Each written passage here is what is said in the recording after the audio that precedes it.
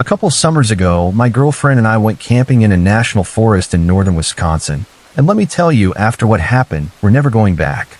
We're from Chicago, so northern Wisconsin was our go-to spot for getting away. We've done a bunch of hiking trips up there and in the Upper Peninsula, but this particular area was new to us. We're not hardcore backpackers or anything, but we've been to plenty of national parks and love sneaking away from the city to chill in nature whenever we can get some time off work. Normally, we're all about that solitude, just soaking in the peace and quiet, but this trip made us rethink that whole getting away from people vibe. It turns out having folks around in unfamiliar places isn't such a bad thing. Our plan was to hike 15 miles along the North Country Trail to a backpacker shelter, spend the night, and hike back to the car the next day. The North Country Trail is a national scenic trail, kind of like the Appalachian Trail, but way less crowded. In some parts of northern Wisconsin, it's super remote, with nothing but logging roads for access. We stayed at a friend's place in Wausau the night before and hit the road early the next morning to get to the trailhead. As we crossed into the national forest, the thick green forest was absolutely stunning. I drove slowly along the gravel logging roads, just taking it all in as we headed to our parking spot. On the way to the trailhead, we passed a beat-up old pickup truck parked on the side of the road. There were a couple guys standing next to it, looking straight up like hillbillies. Rusted-out truck, Confederate bumper stickers, the whole deal. As we drove by, I gave a friendly wave, just being polite. They didn't wave back, just stared at us with these blank, unfriendly faces. I thought to myself, well, okay, not the warmest welcome. I glanced in the rearview mirror after we passed, and they were still staring at us. Right before we rounded a bend, I looked back again through the haze of road dust, and they were still watching us. My girlfriend and I made a few jokes about the creepy locals, but we didn't think much of it at the time. Other than those guys, we didn't see a single soul on those remote logging roads. About 15 minutes later, we found a trailhead after winding through the narrow roads. No one else was parked there, which felt like the perfect setup for some much-needed solitude, fresh air, and relaxation. We locked the car, grabbed our packs, and hit the trail. The weather was cool, which was a godsend because it kept the mosquitoes and black flies away. We snapped pictures along the way, totally in awe of the lush forest and the rolling glacial moraines. After a solid 8 hours of hiking, we finally reached the campsite. It had a wooden backpacker shelter and a fire ring. The shelter had plenty of space, but we decided to pitch our tent in a small clearing about 100 feet behind it. We built a fire at the shelter's fire ring, boiled water for our dehydrated trail food, and settled in to eat as the sky slowly darkened. As we ate, we passed around a bottle of wine, marveling at how many stars you could see out here, away from the city lights. Once the fire burned down to a small pile of glowing embers, we decided to head to the tent. We crawled inside, flipped through the pictures we'd taken that day, and after lugging heavy packs for 15 miles and sipping some wine, I was ready to crash. Normally, when we camp at state or national parks, I wear earplugs to block out the noise from RVs or other campers, but out here, it was just the sound of the forest, so I skipped them. I closed my eyes, letting the chirps and rustles lull me to sleep. My girlfriend was feeling a bit uneasy. She always gets a little nervous sleeping away from home, but I didn't think much of it. I'm not sure when we drifted off, but we were jolted awake by a bone-chilling noise. It was pitch black outside, and over the hum of the forest insects, I heard a dull thud, like someone was smacking two logs together. My girlfriend was wide awake now, and we just lay there, frozen, listening. The noise came again, and our hearts started pounding. Our old tent had mesh windows, but this new backpacking tent had none, so we couldn't see a thing. At first, we thought maybe an animal had gotten into our food and garbage bag, which we'd left in the shelter. But the sound was too deliberate, not like an animal rummaging through wrappers or gear. It was just this steady, eerie knock in the darkness. We were unarmed, scared out of our minds, and had no idea what to do. I usually carry bear spray, but I'd stupidly left it at home to save weight, despite my girlfriend's protests. The knocking kept going, but we stayed dead still, not wanting to give away our position. For all we knew, whatever was out there had already spotted our tent. After what felt like forever, the knocking stopped, and we were left in silence, just the faint buzz of insects in the background. Then we heard it, Leaves rustling, a branch snapping, and voices. Low, muffled voices in the distance. We couldn't make out what they were saying, but it sounded like a couple of people talking. The voices went on for a bit, but to our relief, they didn't seem to get any closer. Whoever was out there either hadn't seen our tent or decided to leave us alone. We sat in that tent all night, adrenaline pumping, too terrified to move. At first light, we cautiously crawled out. I scanned the area in every direction, but it was just the forest and the shelter. We hurried over to the shelter, and that's when my girlfriend let out a scream. Carved into the wooden entrance of the shelter was the word kill, freshly cut, with deep, jagged axe marks all around it. The ground was littered with fresh wood splinters. We grabbed our food and garbage bag, packed up our gear as fast as we could, and got the hell out of there. We were practically jogging with our heavy packs, making our way back to the car. I kept glancing over my shoulder, scanning the woods to see if anyone was following us. We passed the same glacial hills we'd seen the day before, and as we got closer to the trailhead, we were quietly rejoicing that we were almost out. We made it back in record time, but something was wrong. The windshield wiper on my car was sticking straight up, and there was something stuck to it. As we got closer, I saw blood smeared across the windshield and a squirrel carcass impaled on the wiper blade, with hair and blood caked on the wiper and hood. I didn't even bother cleaning it off. We threw our gear in a trunk, jumped in the car, and I sped off, the dead squirrel still flapping on the wiper. As we tore down the gravel logging road, I kept checking the rearview mirror, but all I could see was a cloud of dust behind us. We didn't stop until we hit a gas station in the nearest town. There, I used a wad of newspaper to pull the squirrel off and tried to wipe away as much of the dried blood as I could. We filled up on gas and didn't stop driving until we made it to Milwaukee. That was the last time I set foot in the woods of northern Wisconsin. I love camping. Back when I was in college, anytime I came home for breaks, my buddies and I would grab a cooler full of beer, some gear, and head out to mess around in the woods. Problem was, at school, none of my sorority sisters or other friends were into it, so I'd go through serious camping withdrawals. One day, the weather was just too perfect to waste, so I grabbed some gear, borrowed my buddy's car, and drove out to a spot that was secluded but close enough to civilization that I could run for help if I needed to. Camping can creep me out sometimes, but honestly, that's part of the fun. It's like why people listen to scary stories. It's kind of a thrill to get spooked. I set up my little camp, got a fire going, and was having a great time. I didn't bring much gear, just the basics, but I was enjoying myself, reading, poking around the area, gathering some firewood. Then I got this weird feeling, like someone was watching me. I froze mid-step, and right then, I heard a twig snap off to my right. My heart skipped a beat, but then I saw a doe bolt from about 100 feet away. I laughed to myself for getting so jumpy and headed back to camp with an armful of wood. Still, I kept freaking myself out, hearing little noises just outside the firelight's glow. I'm used to my imagination running wild like that, so I shrugged it off and kept whittling a stick I'd been messing with. Eventually, I decided to call it a night, crawled into my tent, and snuffed out the lantern. I was sprawled out, sipping cheap beer in the most unladylike way possible and puffing on a cigar. Another reason I love camping, I can just do whatever I want. I passed out pretty quick. Around 2 in the morning, I woke up to footsteps. They were light, kind of hesitant, like something was creeping around. I figured it was that deer again, or maybe a raccoon sniffing around for food I might have left out. Still, I stayed on guard, just in case. I lay there, half asleep, listening for about 30 minutes, one eye open, clutching my K-bar knife. Then I heard this weird rubbing noise, and the tent fabric pushed in a bit, like something was pressing against it. I was paralyzed, gripping my knife so tight my knuckles hurt. I wanted to stab through the tent, but part of me was still hoping it was just my frat buddies pulling a prank or something. Then, just as suddenly as it started, the noise stopped. I started to relax a little, thinking daylight was only a couple hours away. But I realized I should have put my boots on just in case I needed to move fast. I was still on edge, trying to stay alert, when out of nowhere, my friend's car alarm started blaring. I freaked out, bolted out of the tent, and took maybe 2 steps before someone grabbed me from behind, clamping a hand over my mouth. I tried to scream, but their pinky slipped between my teeth.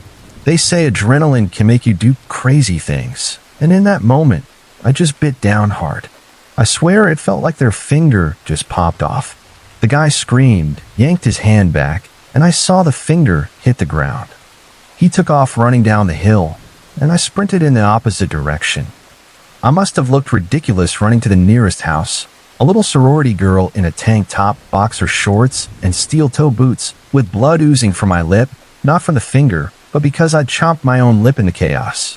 I got to this house, banged on the door, and told the people inside what happened. They called the cops, gave me some real clothes, and the guy at the house made me a whiskey and coke to calm my nerves. When the police showed up, they took me back to the campsite at dawn. What I saw made my stomach drop. Right next to my tent was a red gas can, and I could only imagine what that was for. The finger was gone, which meant that guy must have come back for it. The cops searched the area but never caught the guy. So somewhere out there, there's a man, maybe eating dinner alone, maybe with a wife and kids, missing his right pinky because of me. Back in 2012, after my first kid was born, I let myself go a bit and wasn't feeling like my old athletic self. My New Year's resolution was to get back in shape, so I started running 4 days a week with my friend Hannah, who's an awesome runner and always knew how to keep me motivated. We'd hit the trails after work, usually doing 5 to 10 kilometers on this forest trail near our town. It's one of those trails with lights you can turn on during the darker months, giving you about 45 minutes to run the shorter loops or longer for the bigger ones before the lights shut off automatically. We'd been at it for about 2 months when we started noticing this same guy hanging around the parking lot every time we showed up. He was thin, maybe 25 to 30 years old, always wearing sports clothes but never actually running. He'd just sit there, never making eye contact, always alone. Hannah and I figured he might be homeless, maybe camping nearby or something since he was there all the time. We got used to seeing him, just sitting quietly by himself, not talking to anyone. We felt a little sorry for him, but there was something off about him that made us hesitate to approach or check if he was okay. We couldn't quite put our finger on it, but something about him just didn't sit right. One evening, Hannah couldn't make it for our run, so I decided to go solo. I pulled into the parking lot, and my car was the only one there. I did some stretches, flipped on the trail lights, and set off on the 5-kilometer loop. I didn't see the quiet guy anywhere, and with it being autumn, the air was getting chilly, almost freezing, so I figured he'd probably stayed away because of the cold. I started my run, settling into a good pace, enjoying the crisp air. But when I got to the top of the first steep hill, I heard heavy breathing behind me. I glanced over my shoulder, and there he was, the quiet guy, running like a man possessed. He wasn't even wearing running shoes, just regular ones, and his arms were moving in this weird, stiff way, like he was made of metal. His hands were pointed at this odd upward angle, almost like a sprinter, but way more extreme, robotic, even. For the first time, he looked me dead in the eyes, and I swear it was like staring into the eyes of a predator. My heart froze. I'd never seen him do anything threatening before, but that look was enough to tell me I was in serious danger. I picked up my pace, running faster to put some distance between us, his heavy breathing getting more ragged behind me. I ran like my life depended on it, adrenaline pumping through my veins, giving me this burst of strength. I tore off my necklace and tossed it on the ground, thinking if something happened to me, at least there'd be a trace. I tried to scream, hoping someone might hear, but I was so out of breath I couldn't get a sound out. My mind was racing. Why is he doing this? What does he want? Who is he? My lungs were burning, and then I thought of my 15-month-old daughter, and that pushed me to keep going until I could taste blood in my mouth. He was still behind me, maybe 100 meters back, and I knew if I tripped, ran out of steam, or fumbled my car keys at the parking lot, I was done for. When I hit a sharp turn on the trail, I made a split-second decision and veered off into the dark woods. I didn't go far, just enough to drop flat on my stomach, my hands scrambling for a rock to defend myself if he found me.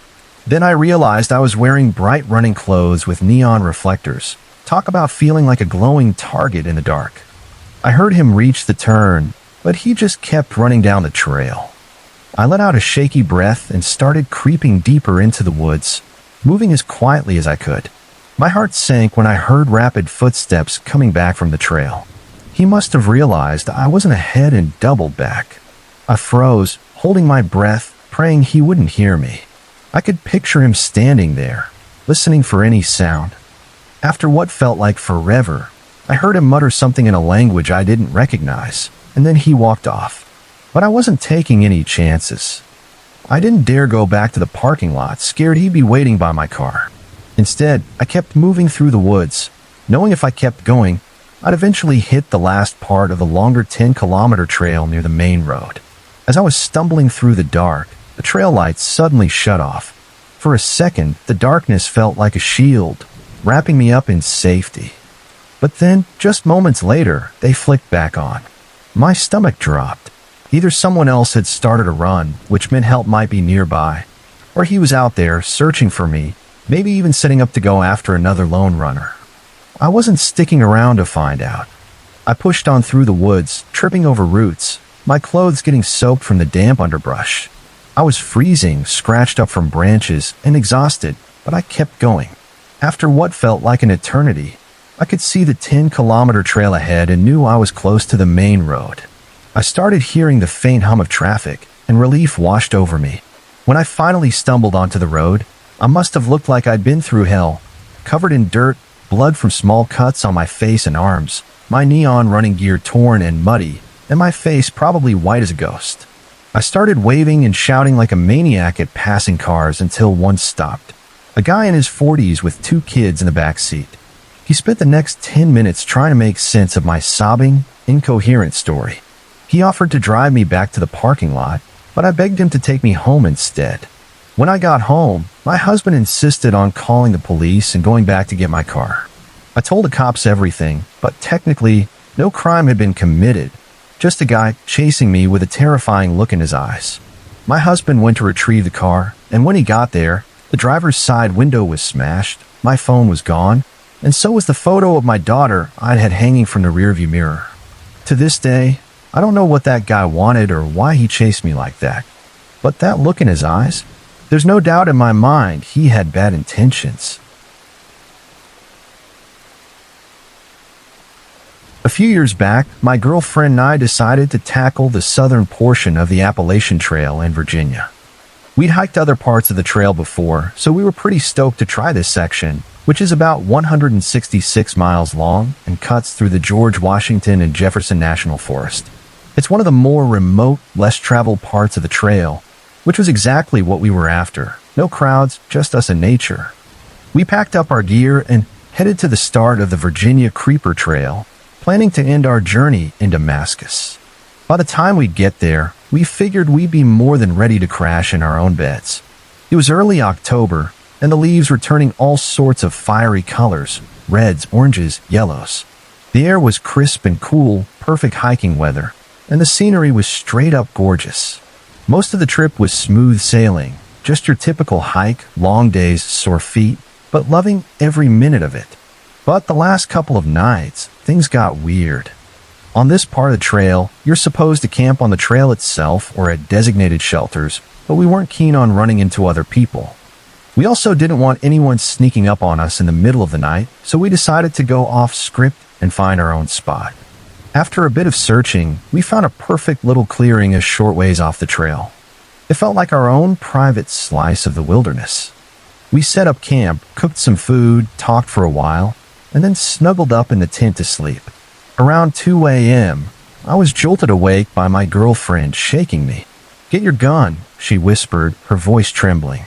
"Someone's outside walking around the tent." She said she'd woken up to what sounded like someone running a knife or something along the side of the tent, circling us. Now, when I hike, I always carry a 1911 and a Judge revolver. You never know what or who you might run into out in the middle of nowhere. I grabbed the Judge from my pack, and we sat there, dead silent, listening. For a few minutes, all we heard was the breeze rustling through the trees. But then, clear as day, I caught the sound of footsteps in the woods behind our tent. It wasn't an animal. The steps were too heavy, too deliberate, like something bipedal. I grabbed my flashlight, slipped out of the tent as quietly as I could, and told my girlfriend to stay put. The fire had gone out, so it was almost pitch black, with just the faint glow of the October moon lighting the way. I didn't turn on the flashlight right away, not wanting to make myself a glowing target. I waited, listening for more noises. After a few minutes, I heard snaps and cracks, like someone moving through the brush. I flicked on the flashlight, flooding the area with light, and I swear I saw someone duck behind a tree. My heart was pounding, but I shouted, "Get out of here. I'm armed." I kept the light trained on the spot, gun drawn, and started inching toward where I thought I'd seen the figure. Then, from my right, I heard someone or something take off running through the woods. I spun the light that way, but before I could get a clear look, I heard another set of footsteps sprinting away from the original spot. No way was I chasing after them in the dark. I hurried back to the campsite, my nerves shot, and told my girlfriend what happened. I ended up sitting outside the tent, keeping watch in the darkness until the sun started to rise. In the morning, I poked around to see if I could find any signs of who or what was out there. Not far from our tent, in some soft, moist dirt, I found a boot print. It definitely wasn't mine, and it wasn't my girlfriend's. That freaked me out big time because it confirmed someone had been creeping around our camp. I didn't tell her about the print. I didn't want to scare her more than she already was.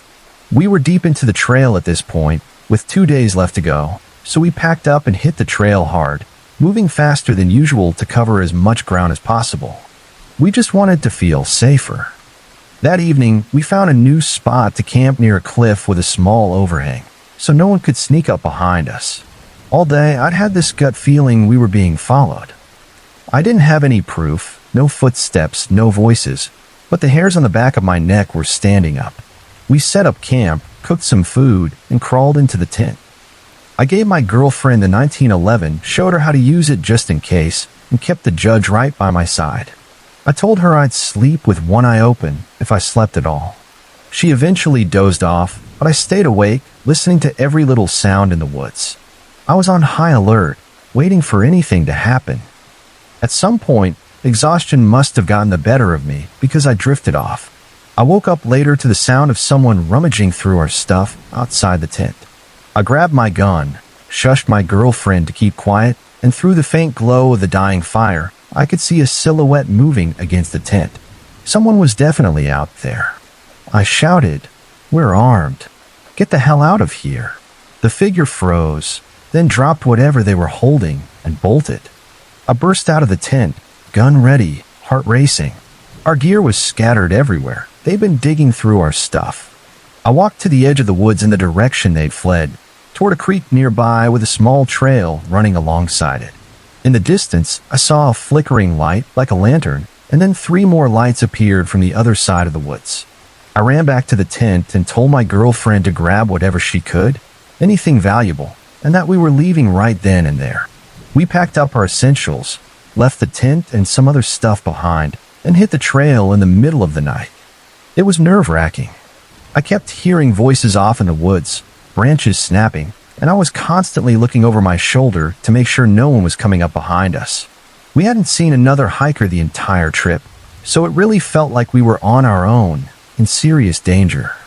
After what felt like forever, as we rounded a corner just as the sun was starting to come up, I saw someone step out onto the trail behind us. They just stood there watching. It was too dark to make out any features, just a silhouette. I stopped, turned, and shouted, "Who are you? What do you want?" They didn't say a word, just stared for a moment, then turned and walked back into the woods. We picked up the pace, moving as fast as we could, glancing back every few seconds. Thankfully, we didn't see them again, but my gut told me they were still out there, watching for a good while. We finally reached the end of the trail, exhausted, and got to where we'd parked my girlfriend's car. We were beyond relieved to be out of those Virginia woods. In my head, I kept picturing some clan of creepy, cannibalistic hillbillies hunting us down, but honestly, I have no idea who those people were or what they wanted. Maybe they were just messing with us, or maybe it was something worse. All I know is I'm never going back to find out. This story goes back to August 2013, when I was stationed in Southern Oregon as a military policeman, security forces, or MP for short. It was a sweltering hot day, And with thunderstorms rolling in, my buddy Nick, another MP, and I decided to get out of the heat in town and explore some back roads. Southern Oregon's crisscrossed with old logging roads, some still in use, others totally forgotten and overgrown. On our days off, Nick and I would spend hours driving these roads, starting on ones we knew, then branching off to find new ones, winding deep into the mountains until we'd navigate our way back to pavement. It was our thing. On this particular day, with storm clouds building over the mountains, we set off on a road we'd never been down before. We drove for about an hour without seeing or hearing a single sign of anyone else. No cars, no people, just us in the wilderness. As we rounded a bend, we hit a thick fog bank and came out into a wide, flat meadow surrounded by dense aspen groves. The place was eerily still. No birds chirping, hardly any insects buzzing, no squirrels scampering, nothing. It was like the whole place was holding its breath. On the far side of the meadow, right at the edge of the tree line, we spotted a picnic table. But it wasn't your normal park picnic table. This thing was painted bright orange and was way bigger than any table I'd ever seen, like it was built for giants. Nick and I both clocked the weird vibe right away. The silence, the oversized table, it was all off. Nick drove us closer to check it out, but I was already feeling uneasy. I'm not a tall guy, only about 5 feet 5 inches, but this table was ridiculous. The seats were almost chest high, like I have to climb up just to sit on them. As I was looking at it, Nick called me over to the truck, his eyes fixed on something in the aspens. At first, I couldn't see what he was staring at, but then I caught a splash of color that didn't belong, a small one-man tent tucked about 50 feet back in the trees. My stomach dropped. There were no campgrounds out here, no main roads for miles. Whoever was camping this far out had to be a little strange, at the very least. And if we could see the tent, they could probably see us. We watched the tent for a bit, but there was no movement, no sound. Nick suggested I call out to see if anyone was there. I didn't want to, but I did anyway. "Hey, anyone in there?" I yelled. Nothing. The silence was deafening, and I was on edge. We thought about just driving away and leaving this creepy place behind, but then we started overthinking it.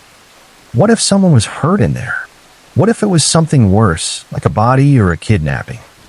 It sounds dramatic now, but in the moment, it felt like a real possibility. After some back and forth, we decided Nick would turn the truck around and keep it running in case we needed to peel out fast. I go check the tent. My heart was pounding as I walked through the tight-packed aspens toward the campsite. When I got there, everything felt wrong. Backpacks were scattered all over the place, like someone had dumped them out in a hurry. There was no fire pit, no collected wood, nothing to show anyone had been living there. The tent itself was stuffed with backpacks and women's clothing, just piled in there. Dread hit me like a wave. I turned to head back and tell Nick what I'd seen, but before I could, I heard him yelling from the truck. I sprinted back through the trees, my senses on overdrive. When I broke out of the aspens, I saw an old, beat-up Ford Taurus blocking the road out of the meadow. 2 guys were in the front, and there was a third person slumped against the back window. I didn't wait to figure out who they were or what was going on. I leapt into the passenger seat, and Nick floored it. The driver of the Taurus tried to block us, swerving into our path, but Nick drove around them through the meadow and gunned it back the way we came. I looked back and saw the car trying to turn around on the narrow road, but we were already gone. Nick drove like a madman, and I was gripping the seat, half expecting them to catch up. We hit the highway without seeing them again, and I let out a breath I didn't realize I'd been holding. I called the state police as soon as we had a signal, and they promised to send a trooper out to check the scene. The next day, I got a call from a trooper who said the campsite was gone, the tent, the backpacks, the women's clothing, all of it. No trace, except for signs that people had been in the area. The weird orange picnic table was still there, though, standing out like a sore thumb in the middle of nowhere. I haven't gone back to that spot, and I don't plan to anytime soon. A couple years ago, I was way more into running than I am now, living in a small rural village in the UK, pretty much in the middle of nowhere. The area is surrounded by ancient woods and dense forests, perfect for getting lost in nature. There was this one spot about a 15-minute drive from my house, where I'd go for regular runs. It was a huge woodland with thick trees everywhere, and an old wagon track led from a small car park to the middle of the woods, where it just stopped, and these little dirt paths branched off. The car park was usually empty, but there was often this big van parked there. It never worried me much. Vans are common in England, and I figured it belonged to a dog walking company or something. This one day, it was autumn, with a slight chill in the air and an overcast sky. I pulled into the car park, noticed the van as usual, but didn't think twice about it. I started my run up the wagon track, hitting my stride. About 5 minutes in, I reached the spot where the track ended, and the dirt path split into a crossroad, one leading back to the car park, and 3 others going left, right, and straight. Normally, I go right, but for the heck of it, I decided to switch things up and go straight. I was running at a nice pace, getting a little out of breath, when my app pinged to tell me to slow down and walk. The path opened into a small clearing with some cut logs and scattered branches, and I took a moment to look around, soaking in all the green. The dense trees started again about 5 meters ahead. I was headed that way when, out of nowhere, I got this intense feeling that someone was watching me. I'm a woman 5 feet 7 inches, and not much scares me. I love exploring, ghost stories, being out in the dark, all that. But for some reason, the hairs on the back of my neck stood up, and I was 99% sure someone was out there, staring. I kept walking toward the trees, trying to decide whether to turn back, my eyes adjusting to the dim light as the canopy closed in. I tried to convince myself it was just my imagination and pushed forward, stepping over some brambles. My breathing had calmed down, and I was moving quietly, or so I thought. Looking back, I was probably crashing through the undergrowth like a clumsy ox. Still, I was creeped out, debating whether to turn around, when I glanced up and saw a figure slip behind a tree just 2 meters in front of me. I froze mid-step like some cartoon character, my legs still half lifted, trying to process what I'd just seen. Was it a trick of the light? But then I noticed an arm still sticking out from behind the tree, just slightly, like they hadn't hidden fast enough. I'm usually quick to make fight or flight decisions, but for some dumb reason, I started backing up slowly, like I thought I was some stealth ninja, which, let's be clear, I'm not. Of course, I tripped over the same brambles I just stepped over. As I stumbled, the figure started moving out from behind the tree. I scrambled to my feet like a shot and bolted back into the clearing. I sprinted to the other side, then stupidly stopped to look back, half hoping I'd imagined it. But there he was, a tall, lanky guy in a black hoodie pulled tight over his face, stepping out from the trees and tilting his head at me, just staring. My blood ran cold. I turned and ran like my life depended on it, flying through the forest like I was Bear Grylls, one earbud still in, the Couch to 5K app cheerfully telling me, "Good job, you're halfway there." While I'm thinking, I'm literally running for my damn life. I didn't stop, didn't look back, just kept going until I reached the car park. Back then, I had a beat-up old Ibiza with a busted central locking system, so I had to use the key to unlock the door. Let me tell you, there was no fumbling like in the movies. I had that door open in 2 seconds flat and peeled out of there faster than you can blink. I haven't been back to that spot since, and honestly, I never want to. I don't know if that guy was pulling some kind of prank, if he was connected to that van, or if he was guarding some secret stash he was growing out there and just wanted to scare me off. All I know is he creeped me the hell out, and that's enough for me to stay away for good. I'm a 21-year-old guy living in a big city in Germany, and this happened about 5 months ago. I'd moved out on my own 9 months before, into a furnished apartment that I quickly made my own. It was a sweet setup. Everything was going great, just normal life stuff, you know? I was settling in, enjoying having my own space. No drama, just chilling. Then one Saturday night, I got woken up by a loud bang. I figured it was probably some drunk neighbor slamming a door or something, since the stairwell in our building echoes like crazy when there's a loud noise. I brushed it off and tried to go back to sleep. But then I heard something else. This time, it was like a woman crying really quietly. I got out of bed, pressed my ear against the wall of my bedroom, and the sound was clear as day. It was coming from the apartment next door, the one right on the other side of my bedroom wall. I stood there, not sure what to do. I mean, we're neighbors, but we don't know each other, and it wasn't like she was screaming or anything. It sounded personal, maybe a private issue. After a few minutes, the crying just stopped, and there was no more noise. I decided to go back to bed and check on her the next morning to make sure everything was okay. Looking back, I kind of feel bad that I didn't do more right then, like call the police just to be safe, but it didn't feel urgent at the time. The next morning, before breakfast, I went next door to check on whoever lived there. I looked at the nameplate on the door. Nothing, no name, which was weird. I rang the doorbell anyway, but no one answered. I tried again, still nothing. While I was standing there, an old lady in the stairwell noticed me and asked what I wanted. I told her I was trying to talk to the girl living in the apartment on the 4th floor, left side. She gave me this confused look, like I was speaking another language, so I repeated myself, thinking maybe she didn't hear me right. Then she said no one had lived in that apartment for 3 months. I was floored, but thanked her and didn't mention what I'd heard the night before. I didn't want to freak her out. She gave me the landlord's number, and I headed back to my place to eat breakfast, still trying to wrap my head around it. Later that morning, I called the landlord and told him what I'd heard. He laughed it off, acting like I was talking nonsense, but I pushed him to check the apartment anyway, just in case something was up. He was annoyed, grumbling about having to get up in the middle of the day for what he thought was a wild goose chase, but we agreed to meet at noon. As we walked up the stairs to the apartment, my heart started racing. Standing in front of the door, I was practically shaking. The landlord unlocked it, and I rushed inside, checking every room. It was empty, completely empty. I stepped into the room right next to my bedroom, the one separated by just a wall, and I couldn't believe it. No furniture, no people, nothing. I started wondering if I'd been half asleep or hallucinating or something. I'd never hallucinated before, but the landlord's skeptical look wasn't helping, and I felt like an idiot. Still, I wasn't ready to let it go. I poked around the room some more, and when I got to the radiator, I noticed a red stain. My stomach dropped. It looked like blood.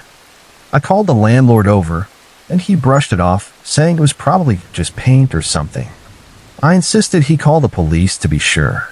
He made the call, clearly annoyed, but I could tell he was starting to get a little nervous too. When the cops showed up, I told them the whole story. Since I'd mentioned the blood, they brought black lights with them. As soon as they turned them on, we saw it. Several glowing stains smeared on the side of the radiator, plus more splatters scattered around the room. The trail of blood drops led right to the window across the room and stopped there. The police interviewed me again, then told us we could leave so they could investigate further. I went back to my apartment, shaken up, and couldn't stop thinking about that crying woman. Days went by, and the police never followed up, so I called the local department to see if they'd found anything. The officer told me that they came up empty. No fingerprints, no footprints, no items, not even a hair. The bloodstains were only in that one room, and no one had seen anyone suspicious in the building. The door lock was intact, and no one was reported missing in the area. The landlord wasn't a suspect either. All they could confirm was that the blood came from both a male and a female, which made it even creepier. I never heard anything else after that night. No more crying, no more bangs. The whole thing haunted me for a while. I kept asking myself, who was she? Why were there no other traces? How did anyone even get into the apartment without a key, especially with the water and electricity turned off? I still don't have answers, and it's one of those things that just sticks with you, leaving more questions than closure. Back in the summer of 2002, when I was 16, I was a bit of a tomboy, always climbing trees, playing in the dirt, never touching a Barbie in my life. My boyfriend at the time invited me on a camping trip with him and his parents, and I was all in. They had planned a weekend packed with rafting, boating, swimming, the whole outdoor package. It sounded like paradise, and I was stoked. They had this awesome RV, fully furnished with everything we'd need, and I set up a makeshift bed in the living kitchen area out of courtesy, even though my boyfriend's parents didn't care where I slept. We were parked in a designated camping area deep in the woods, and it was so quiet and peaceful, I almost forgot myself. You could hear the river nearby, and the stillness of the night was so calming. I remember thinking I could live out there forever. The next day was probably the most fun I'd ever had. We went kayaking, which was a blast, swam in the river, and my boyfriend's dad cooked us an amazing meal over the fire. I don't think I'd laughed that much in ages. It was one of those perfect days that just flies by. Before I knew it, it was time to hit the sack because we had another big day planned. I was lying awake in the RV, staring at the ceiling, listening to my boyfriend snoring like a freight train. I couldn't help but chuckle quietly. He was so loud, snorting away. I was still buzzing from the day, laughing to myself when my whole world turned upside down. It started with a tap on the side of the RV. It caught me off guard, but I didn't freak out right away. I figured it was just some random noise, the kind you hear in the woods like a branch creaking or something settling. I brushed it off and tried to close my eyes. Then I heard another tap, followed by an unmistakable giggle. My first thought was maybe my boyfriend's parents were up, having some late-night adult time or something. I was silently begging to fall asleep before I heard anything else, but then everything went dead quiet. You know that ringing in your ears you get when it's completely silent? That, mixed with the faint sound of the river, hit me, and I got this sinking feeling in my gut, like something bad was about to happen. Then I heard the giggle again, followed by a scraping sound right outside the RV. My heart jumped into my throat, and I felt tears welling up. When I get nervous or scared, I cry, which sucks. Someone was definitely out there. I was frozen, couldn't move a muscle as the scraping kept going. I whispered for my boyfriend, but he just kept snoring away.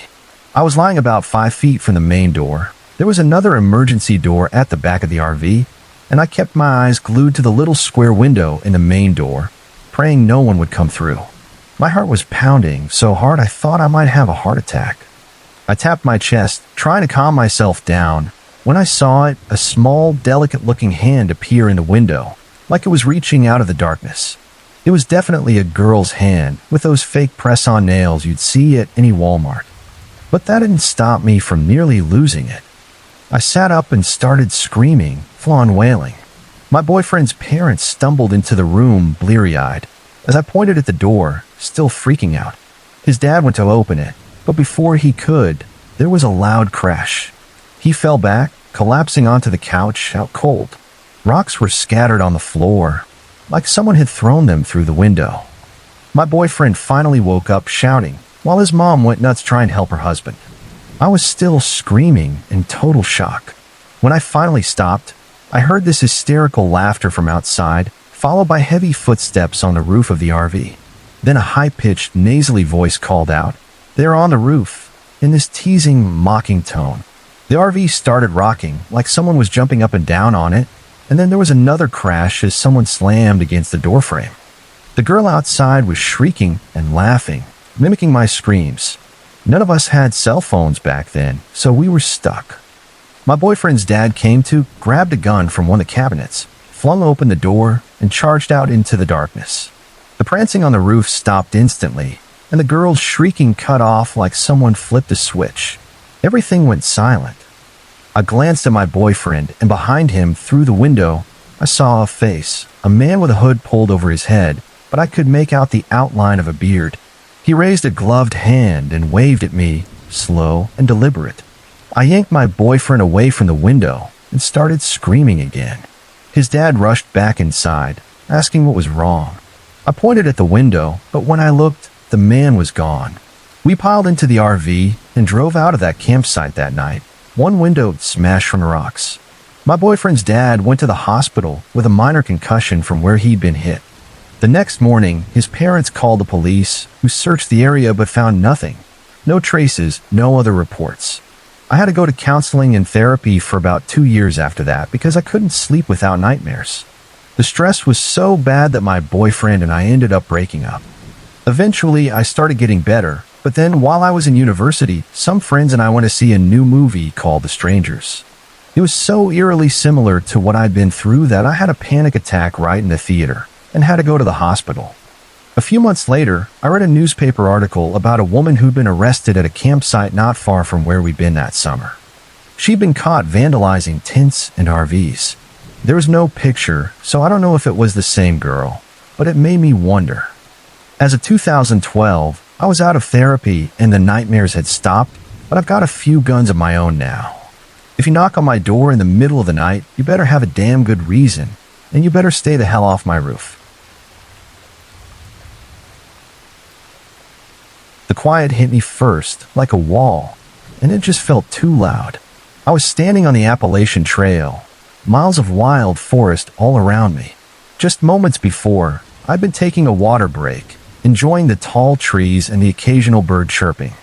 But then, as I started walking again, the woods just shut up. Not a normal quiet, you know? It was the kind of silence that grabs you, settles deep in your bones, and makes you second-guess every single step. At first, I didn't even notice the missing noise. When you hike alone, it's usually super peaceful anyway. The scuff of my boots on the dirt, the steady rhythm of my breathing. It's almost like a meditation. But then the forest just changed.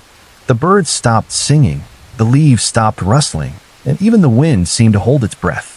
Nothing but the steady thump-thump of my own feet, echoing in this empty space. It felt all wrong. There's always something alive in the woods, right? An animal moving, a bug buzzing, just a faint hum of nature. But not here. Not now. I stopped dead in my tracks, my heart hammering against my ribs.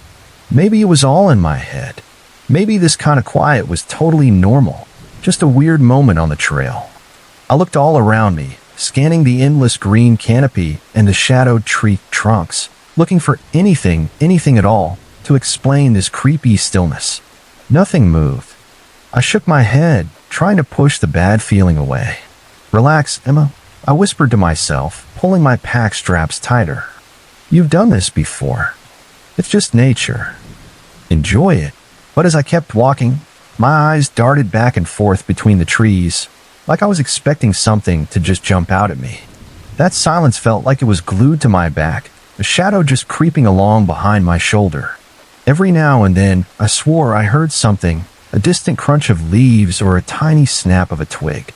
But each time I stopped to listen, the sound was gone, just swallowed up by that heavy quiet. After about an hour of this, I saw something odd up ahead. The trees thinned out a bit, and nestled in among the thick branches was a cabin. Or what used to be a cabin, anyway. It looked totally abandoned, forgotten by time. The wooden walls were all weathered and worn. The roof was caving in at weird angles, and ivy and moss were slowly taking it over. I definitely hadn't seen it marked on any map.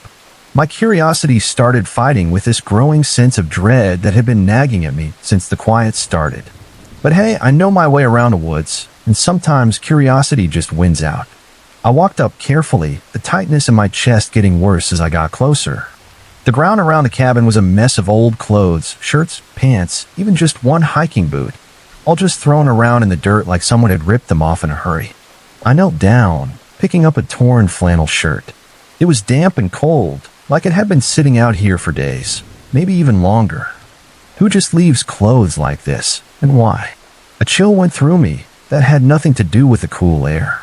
I dropped the shirt and stood up, my eyes sweeping around me without even thinking. That silence, that suffocating, unnatural silence, pressed in from all sides. My heart sped up, my gut screaming at me to just get out of there. I turned back to the trail, planning to put as much distance as I possibly could between me and that cabin. But as I turned, I saw something that made my blood run ice cold. Footprints. They weren't mine. They were fresh, dug deep into the dirt, and they were coming from behind me, from the way I just walked. A slow, chilling realization crept over me. Someone had been following me. I scanned the trees, every shadow now a potential hiding spot. My breathing felt incredibly loud in my own ears, and I swallowed down the rising panic. I just had to stay calm. Whoever they weren't right on my heels. I still had time. I forced my feet to move, speeding up my pace, my eyes darting to the sides of the trail, looking for any sign of movement. Every time a branch moved or a leaf fell, my heart jumped. I told myself it was just paranoia, that the woods were messing with my head. But then I saw them again, more footprints. They were closer now, even fresher. They had absolutely been following me, step for step. I sped up, almost breaking into a full run, but something told me not to. Running would just make me look scared, make me seem easy prey. I needed to stay in control. Another mile or two passed, and the air got heavier with every step. The trail ahead curved sharply, disappearing into an even thicker part of the forest. I paused, leaning against a tree, trying to catch my breath and clear my head. Then I heard it, a faint, deliberate sound. A crunch of leaves. It wasn't behind me anymore. It was ahead. Someone or something was waiting for me around that bend.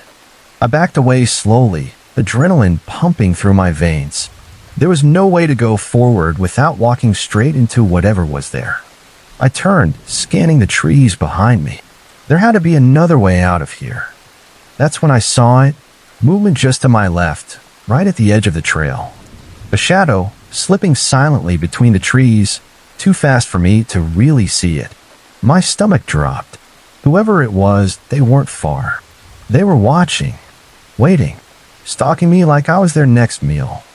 I swallowed hard, panic climbing up my throat. This wasn't just a normal hike anymore. This was about survival. I took a step back, my boots sinking into the soft ground. My mind raced through all my options, but none of them looked good. If I went back, I'd be heading right toward whatever had been following me. If I went forward, I'd be walking into an ambush. And then I heard it again, the crunch of leaves, closer this time. I whipped my head around, and for just a split second, I caught a glimpse of something or someone in between the trees. A figure, partly hidden by the bushes. I couldn't make out any real details, but the way they stood, the way they moved, it was intentional, calculated. I couldn't wait any longer. I took off running down the trail, my heart pounding in my chest. My boots slammed against the dirt as I pushed myself forward, dodging low branches and uneven roots. The heavy silence was gone, replaced by the sound of my own desperate breathing and the hammering of my feet. But I wasn't alone. I could hear them behind me now, hurried and relentless footsteps, chasing me down the trail. I didn't dare look back, terrified of what I might see. My only goal was to get away, to put as much space as possible between me and them. The trail got narrower, the trees closing in on both sides. My lungs burned and my legs screamed for a break, but I couldn't stop. I just wouldn't. Then suddenly, the trail opened up into a small clearing. I stumbled into it, gasping for air, my body shaking with exhaustion and fear. But the clearing wasn't empty. In the middle, a fire pit was still smoldering, the embers faintly glowing. Scattered around it, just thrown haphazardly, were more clothes, jackets, shoes, backpacks, just like the ones I'd seen near the cabin. And right past the fire pit, leaning against a tree, was a figure. They were watching me. I froze. The person, if you could even call them that, was gaunt, their clothes all torn and dirty. Their face was super pale, almost glowing in the dim light, with sunken cheeks and eyes that seemed to just suck in all the light instead of reflecting it. They didn't move, didn't say a word. They just stared. My mouth went bone dry. I had no idea what to do. I was trapped. There was nowhere to run. And then slowly, the figure raised a hand, pointing back toward the trail. I didn't need to be told twice. I turned and ran, sprinting down the trail, away from the clearing, away from the cabin, away from the absolute horror that had been silently stalking me. I didn't stop, didn't look back until the sound of the footsteps behind me just vanished into nothing. When I finally made it to a ranger station hours later, I was shaking, out of breath. I tried to explain what had happened, but my words just came out in broken pieces, and even then the rangers didn't really believe me. But I knew what I had seen, what had followed me. And I knew one thing for sure. The silence in those woods wasn't natural. It wasn't done with me. Honestly, I never thought a simple walk could just flip my whole world upside down. But that's exactly what happened when my sister, Emily, literally disappeared off the face of the earth on a crisp autumn morning. That day started like any other, totally normal. I woke up to the smell of coffee brewing and Emily's happy humming floating up from the kitchen. It was our Sunday thing. She'd go for an early morning hike on the trail right behind our house, and I'd have breakfast all ready when she came back, rosy-cheeked and full of energy from her walk. "I'm heading out, Liam," Emily shouted up the stairs. "Don't forget to start the pancakes in about an hour." "Got it." I mumbled, still half asleep. "Be careful out there." I heard the back door click shut and just rolled over, pulling the covers up higher. If I had known those were going to be the last words I ever said to my sister, I would have done things so differently. I would have given her a huge hug goodbye, told her I loved her, maybe even insisted on going with her. But you know how hindsight is a total jerk. And I had no clue about the nightmare that was just about to unfold. An hour later, I finally dragged myself out of bed and started making breakfast. The pancakes were ready, the coffee was poured, but still no sign of Emily. I checked my watch. She was usually back by now. But I figured she just got a little sidetracked, enjoying all the beautiful fall colors. Another hour went by. The pancakes were cold, and this gnawing worry started in my stomach. I tried calling her cell phone, but it just went straight to voicemail.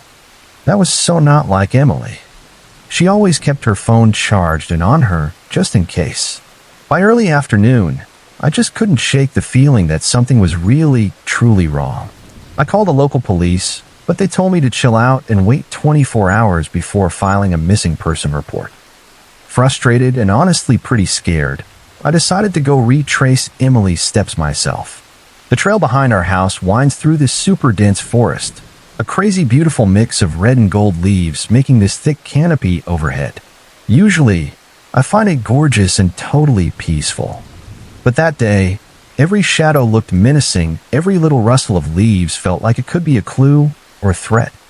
"Emily," I shouted, my voice echoing through the trees. "Emily, are you out here?" Only the chirping of birds and the whisper of the wind answered me. I walked for hours, sticking to the main trail, but also checking every little offshoot and deer path I could find. As the sun started to set, casting these long, creepy shadows through the trees, I finally realized I needed serious help. The next morning, a search party came together.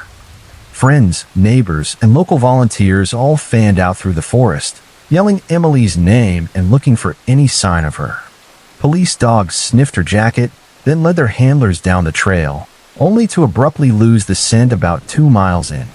Days just rolled into weeks. The police checked every single lead, interviewed everyone who might have seen Emily that morning. Flyers with her picture went up all over town and in all the neighboring cities. Her story hit the local news, then even national headlines, as the whole mystery just got deeper and deeper. And then we thought we had a breakthrough. A hiker found Emily's phone miles from where she should have been. The police were all over it, treating it as a huge clue, really hoping it would lead them to her. I remember the exact moment they showed it to me, sealed in an evidence bag. The screen was cracked, but it still lit up when they pressed the power button. That's when we saw it, a final text message, sent hours after Emily should have been home. My hands shook so bad as I read the words out loud. "I'm sorry. I can't explain. Don't look for me." That message just created more questions than it answered. It didn't sound anything like Emily. Was she in trouble? Did someone force her to send it? Or did something happen that made her actually want to disappear? The investigation took a whole new turn. They dug through Emily's entire life, looking for any possible reason she might have run away. But everything they found just confirmed what I already knew. Emily was happy, successful, with absolutely no apparent reason to just voluntarily vanish. As weeks turned into months, the searches became less frequent. The news coverage started to dry up. People stopped asking me about her as often, their sympathetic look slowly turning into pity. But I just couldn't let it go. Every single time I walked that trail, I felt like I was missing something, like the forest itself was hiding the truth from me. 1 year after Emily's disappearance, I decided to do the hike again, tracing the exact steps I imagined she'd taken that fateful day. The forest was even quieter now, all the excitement of the search long gone. Every leaf crunching under my feet, every bird call, just seemed to emphasize the massive emptiness Emily had left behind. I honestly don't know what made me wander off the main path that day. Maybe it was just instinct, or maybe I was just so sick of following the same route that had given us zero answers. I pushed through this super thick patch of underbrush, branches scratching at my arm, until I stumbled into a small clearing I'd never ever seen before. That's when I saw it, a single footprint in a patch of mud, partly hidden by fallen leaves. My heart raced as I knelt down to really examine it. The size and shape matched Emily's hiking boots perfectly. But how the hell had the searchers missed this? And why was there only one print? I scanned the clearing, looking for any other signs. At first, I saw nothing. But as I turned to leave, something else caught my eye. Carved into the trunk of an old oak tree, almost impossible to see unless you were really looking for it, with a series of numbers and letters. With shaking hands, I pulled out my phone and snapped a picture. Was this a message from Emily? A clue left by whoever had taken her? Or just some random coincidence, totally unrelated to her vanishing? As I made my way back to the trail, my mind was racing with every possibility. The forest around me, which used to feel so familiar, now seemed full of secrets. Every tree could be hiding a clue, every shadow concealing the truth about what happened to Emily. I reported my findings to the police, but they were skeptical. Too much time had passed, they said. The footprint could belong to anyone, and the carving was probably just nothing. But deep down, in my gut, I knew I had stumbled onto something important. In the days that followed, I became totally obsessed with those numbers and letters carved into the tree. I tried every single code and cipher I could think of, spent countless hours researching online, looking for any pattern or meaning. But the more I stared at them, the less sense they made. My friends and family started to really worry about me. They said I was getting too fixated, that I needed to start moving on with my life. But how could I move on when every unanswered question felt like I was betraying Emily? 3 weeks after my discovery in that clearing, I got an anonymous email. The sender's address was just a bunch of random characters, and the message contained only 2 words: keep looking. I tried to trace the email, but it led nowhere.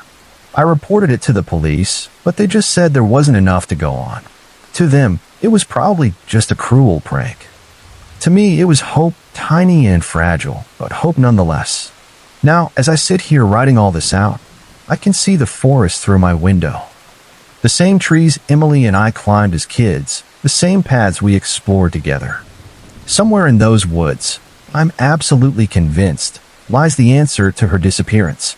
Tomorrow, I'm going back to that clearing. I'll search every single inch of it again, and then I'll move on to the next section of forest. I'll keep looking until I find Emily, or until I uncover the truth about what happened to her. Because out there, among those whispering leaves and shadowy trails, the forest is holding its secret, and I will not rest until I unravel it, no matter how long it takes or where it leads me. Emily's out there somewhere, and I'm going to find her. The sound of my own heart beating was just deafening in the dead quiet of the night. I was lying there, absolutely frozen in my sleeping bag, as it slowly sank in. Someone, or maybe something, had been walking in circles around my tent while I was asleep. My name is Sarah, and I never ever thought a simple camping trip would turn into the most terrifying night of my entire life. It was supposed to be a super peaceful weekend getaway. I've been busting but it worked for months, and I seriously needed to get back to nature and just clear my head. Willow Creek Campground, tucked deep into the Cascade Mountains, seemed like the perfect spot. Remote, quiet, and way, way far from all the city craziness. I got there late Friday afternoon. The sun was already starting to disappear behind the huge pine trees. The campground was practically empty, just a few RVs scattered around the big area. Perfect, I thought. The fewer people, the better. I found this really private spot near the edge of the campground, with dense forest on 3 sides. As I was setting up my tent, I breathed in that crisp mountain air, and I could actually feel the tension in my shoulders just melt away. This was exactly what I needed. The evening was calm and nice. I built a small fire, roasted some marshmallows, and just got lost in a good book. The only sounds were the gentle crackle of the fire and the soft hoot of an owl far off. By the time I crawled into my sleeping bag, I felt more relaxed than I had in months. I drifted off to sleep easily, just lulled by the quiet rustling of leaves in the light breeze. But sometime in the middle of the night, something jolted me awake. At first, I couldn't figure out what had disturbed me. The forest was eerily silent, not even the chirping of crickets to break the quiet. Then I heard it, a soft crunch of leaves, right outside my tent. My breath caught in my throat as I strained my ears, trying to tell myself it was just a deer or some other harmless little forest creature. But the footsteps were too deliberate, too measured. Whatever was out there was walking on two legs. I lay perfectly still, barely daring to breathe. The footsteps kept going, slowly circling my tent. Once, twice, 3 times. With each pass, they seemed to pause just a little bit longer near the entrance. My mind raced with all these possibilities, each one more terrifying than the last. A bear? An axe murderer? Some crazy hermit living in these woods? After what felt like an eternity, the footsteps finally moved away, fading into the distance. I waited several more minutes, my heart pounding so loud I was sure it could be heard for miles. Finally, when I just couldn't stand it anymore, I fumbled for my phone. The harsh light of the screen blinded me for a second, but as my eyes adjusted, I saw it was just past 3 a.m. With trembling fingers, I turned on the flashlight app and unzipped the tent flap just enough to peek out. The campsite was lit up by the silvery moonlight, casting long shadows everywhere. At first glance, everything looked normal. But as I swept the light beam around, my blood ran cold. There, in the soft earth right around my tent, was a perfect circle of footprints. They were definitely human, the clear imprint of a boot sole, much bigger than my own feet. Whoever had made them had walked methodically around my tent, their steps perfectly spaced and purposeful.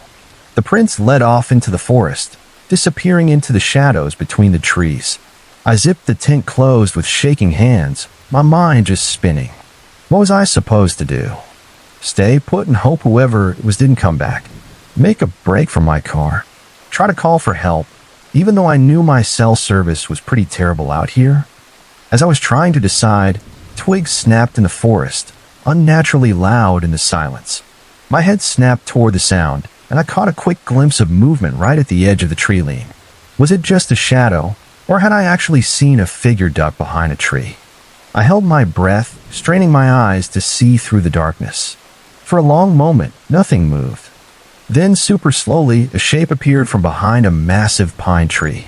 In the dim moonlight, I could make out the silhouette of a person, standing absolutely still, facing my tent. Panic just clawed at my throat. I wanted to scream, to run, to do something, but fear had me completely frozen. The figure stayed perfectly still, barely more than a shadow among the trees. Were they watching me? Could they somehow see me through the tent walls? Suddenly, my survival instincts just screamed at me. I had to get out of here. Moving as quietly as I possibly could, I slipped on my shoes and grabbed my car keys.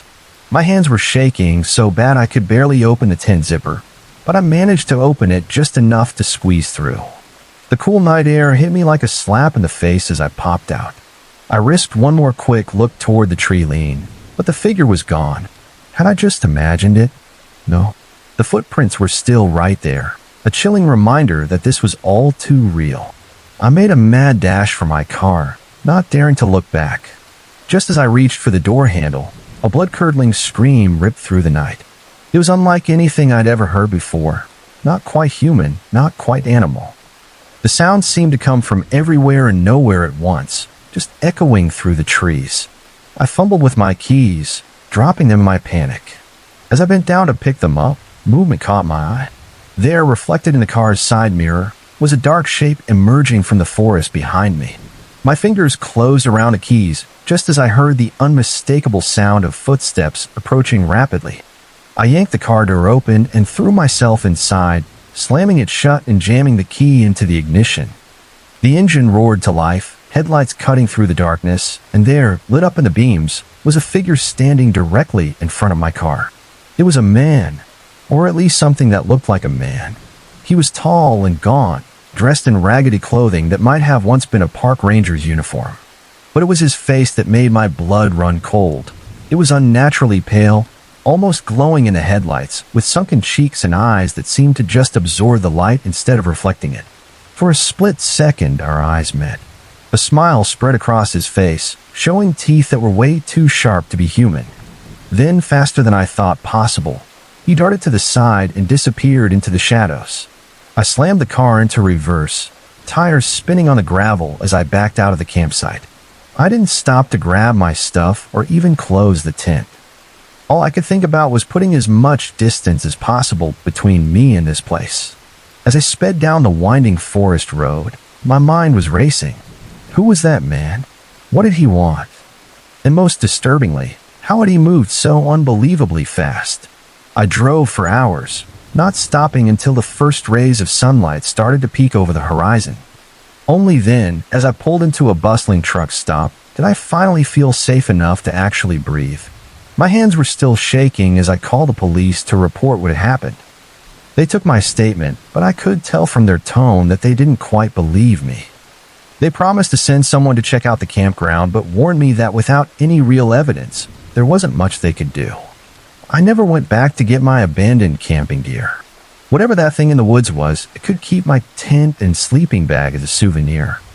No amount of money could ever convince me to set foot in those woods again. To this day, I can't shake the memory of those footprints circling my tent or the image of that pale face in my headlights. Sometimes, on quiet nights, I swear I can still hear that inhuman scream echoing in the distance. I used to love camping, how peaceful and alone you felt in nature. But now I know that sometimes the scariest monsters aren't just in our imagination. They're the ones waiting just beyond the firelight, watching and circling until they decide it's time to make their move. I'll never forget the sound that just shattered our peaceful night on the farm, a scream bone-chilling that cut through the darkness like a knife. It was the kind of sound that turns your blood to ice, the kind that tells you something is terribly, completely wrong.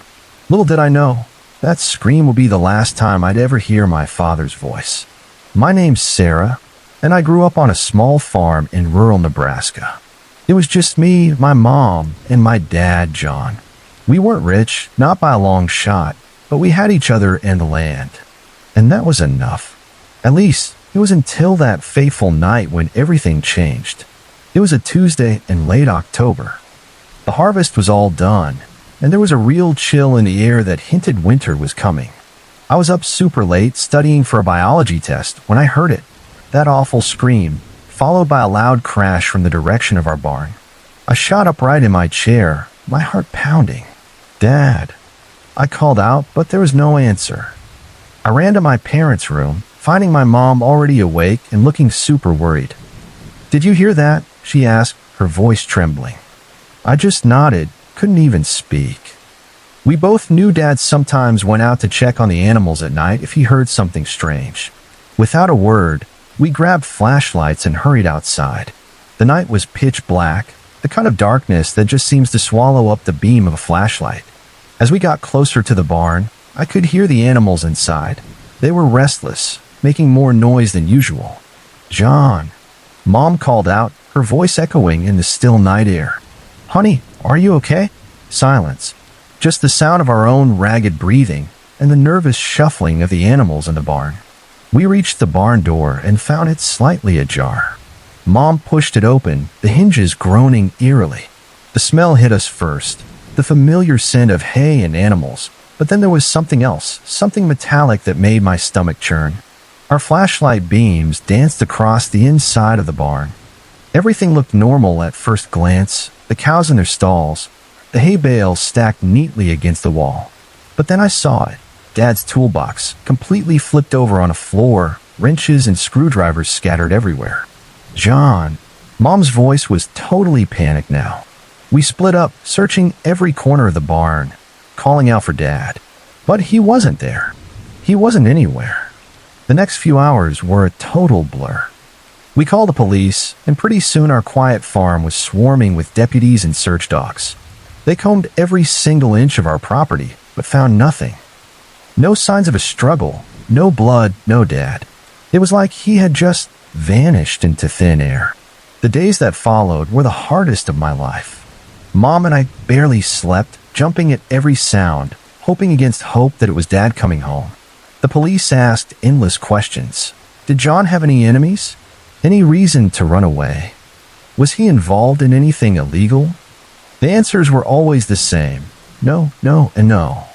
Dad was a good man, a simple farmer who loved his family and his land. A week after Dad's disappearance, we got our first real clue, if you could even call it that. One of our neighbors found Dad's boot in the middle of our cornfield, about a quarter-mile from the barn. Just one boot, sitting there as if someone had placed it on purpose. The discovery started a new wave of searches. Volunteers from town came out in droves, forming long lines to go through the cornfield. But again, nothing. No second boot, no clothes, no Dad. As weeks turned into months, life just took on this surreal quality. Mom and I went through the motions of running the farm, but our hearts just weren't in it. Every time I walked into the barn, I half expected to see Dad there, tinkering with the tractor or feeding the cows. But he was never there, and the silence without him was just deafening. The police eventually ran out of leads. They told us gently that we should prepare ourselves for the possibility that we might never know what happened to Dad. But how do you prepare for something like that? How do you move on when there's no closure, no answers? I just threw myself into my studies, spending more and more time at the library in town. It was easier there, surrounded by books and strangers who didn't look at me with pity in their eyes. One day, about 6 months after Dad disappeared, I overheard a conversation that made my blood run cold. "Did you hear about the Miller's place?" An older man was saying to the librarian. "Their barn door was wide open this morning, tools all over the place, but nothing stolen as far as they can tell." I froze, my mind racing. It sounded so similar to what had happened at our farm. Could it be connected? I wanted to ask the man for more details, but fear held me back. What if I was just making things up? That night, I couldn't sleep. I tossed and turned, my mind replaying that night over and over again. There had to be something we missed, some clue we overlooked.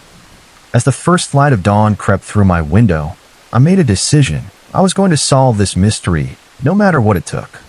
The next day, I started my own investigation. I made a map of our property and the surrounding area, marking where Dad's boot had been found. I interviewed our neighbors again, asking if they'd seen or heard anything unusual in the months before Dad disappeared. Most of them had nothing new to add, but Mrs. Jenkins, our closest neighbor to the east, mentioned something that caught my attention. She said that a few weeks before Dad vanished, she'd seen a strange car parked at the end of our driveway late one night. She hadn't thought much of it at the time, but now I added it to my notes, trying to piece together a timeline. What if someone had been watching our farm, planning something? But what and why? As I dug deeper, I started noticing other weird little details. Small things that didn't seem important at the time but now really stood out. Like the fact that our dog Max hadn't barked that night. He always barked at strangers, but on the night Dad disappeared, he'd been completely silent. And then there were the hang-up calls we'd been getting in the weeks before.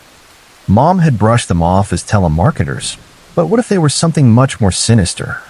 The more I uncovered, the more questions I had. But I was determined to find answers. I started spending my evenings in the barn, trying to retrace Dad's likely steps that night. I examined every inch of the place, looking for anything out of the ordinary. It was on one of these nights, almost a year after Dad's disappearance, that I found it. I was moving some old crates in the corner when I noticed a loose board in the wall. Curious, I pried it open, and something fell out, a small leather-bound notebook. With shaking hands, I opened it. Inside, in Dad's familiar handwriting, were dates, names, and numbers.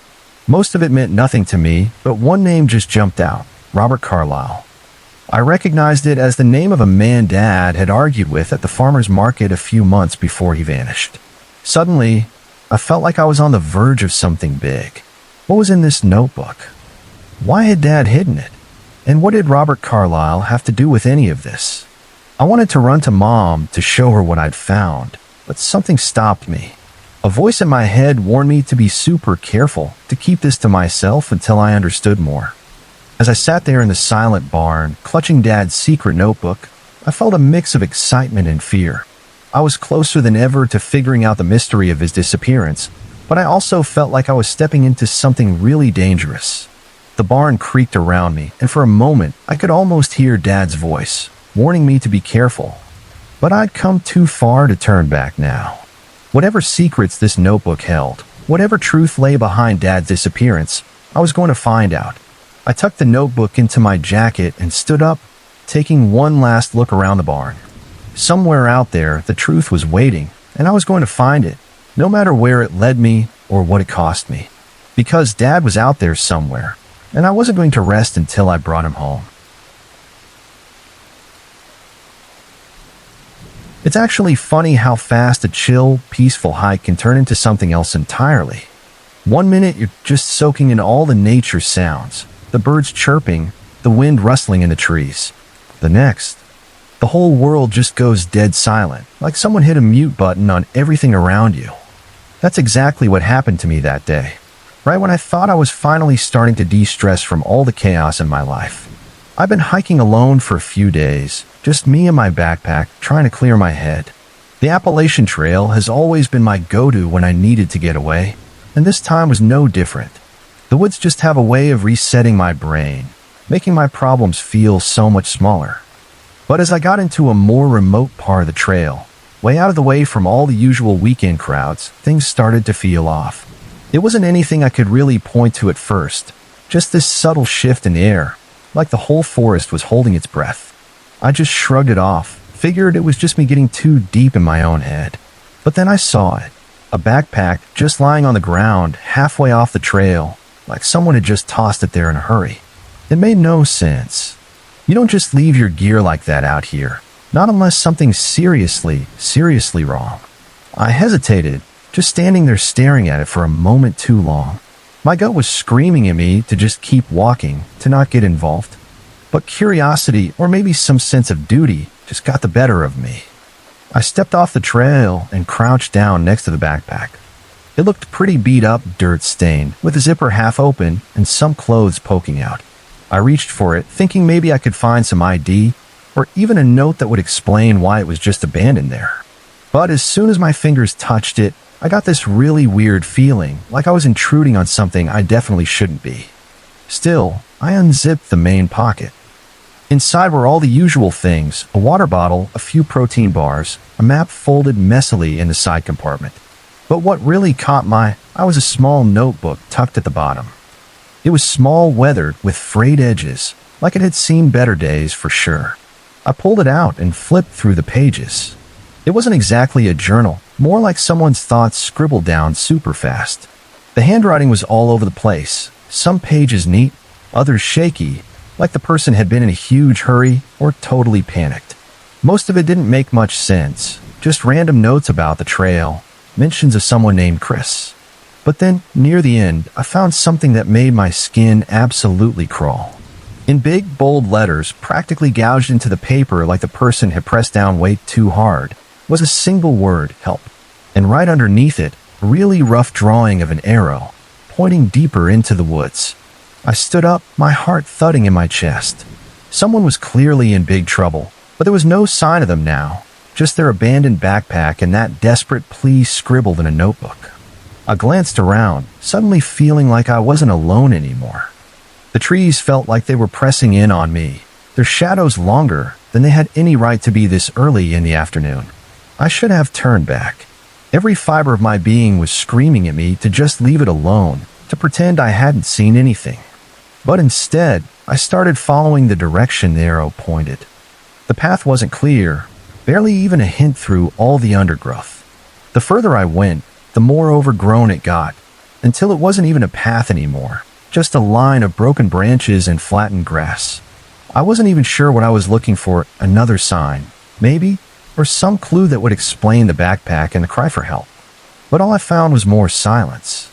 Then, maybe half a mile in, I stumbled across something else, a small clearing with a fire pit in the center, long since cold.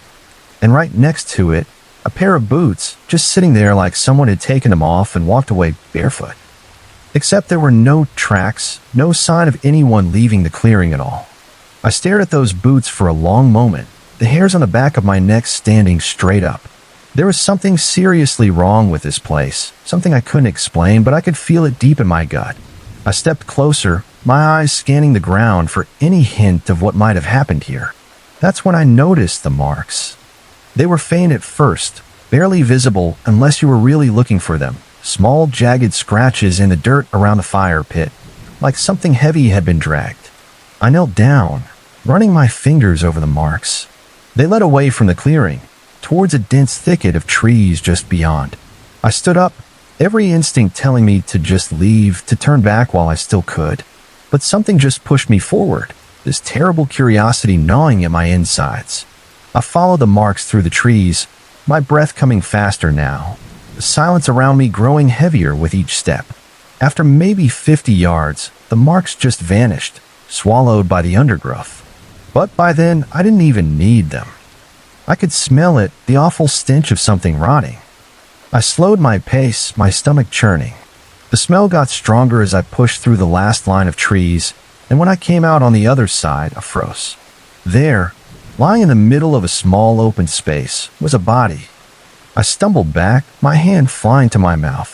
The figure was face down, half covered in dirt and leaves, their clothes all torn and stained. They weren't moving. I didn't need to even check to know they were dead. But that wasn't what made my blood run ice cold. It was the way they were positioned, arms stretched out, fingers clawing at the ground like they'd been trying to crawl away from something.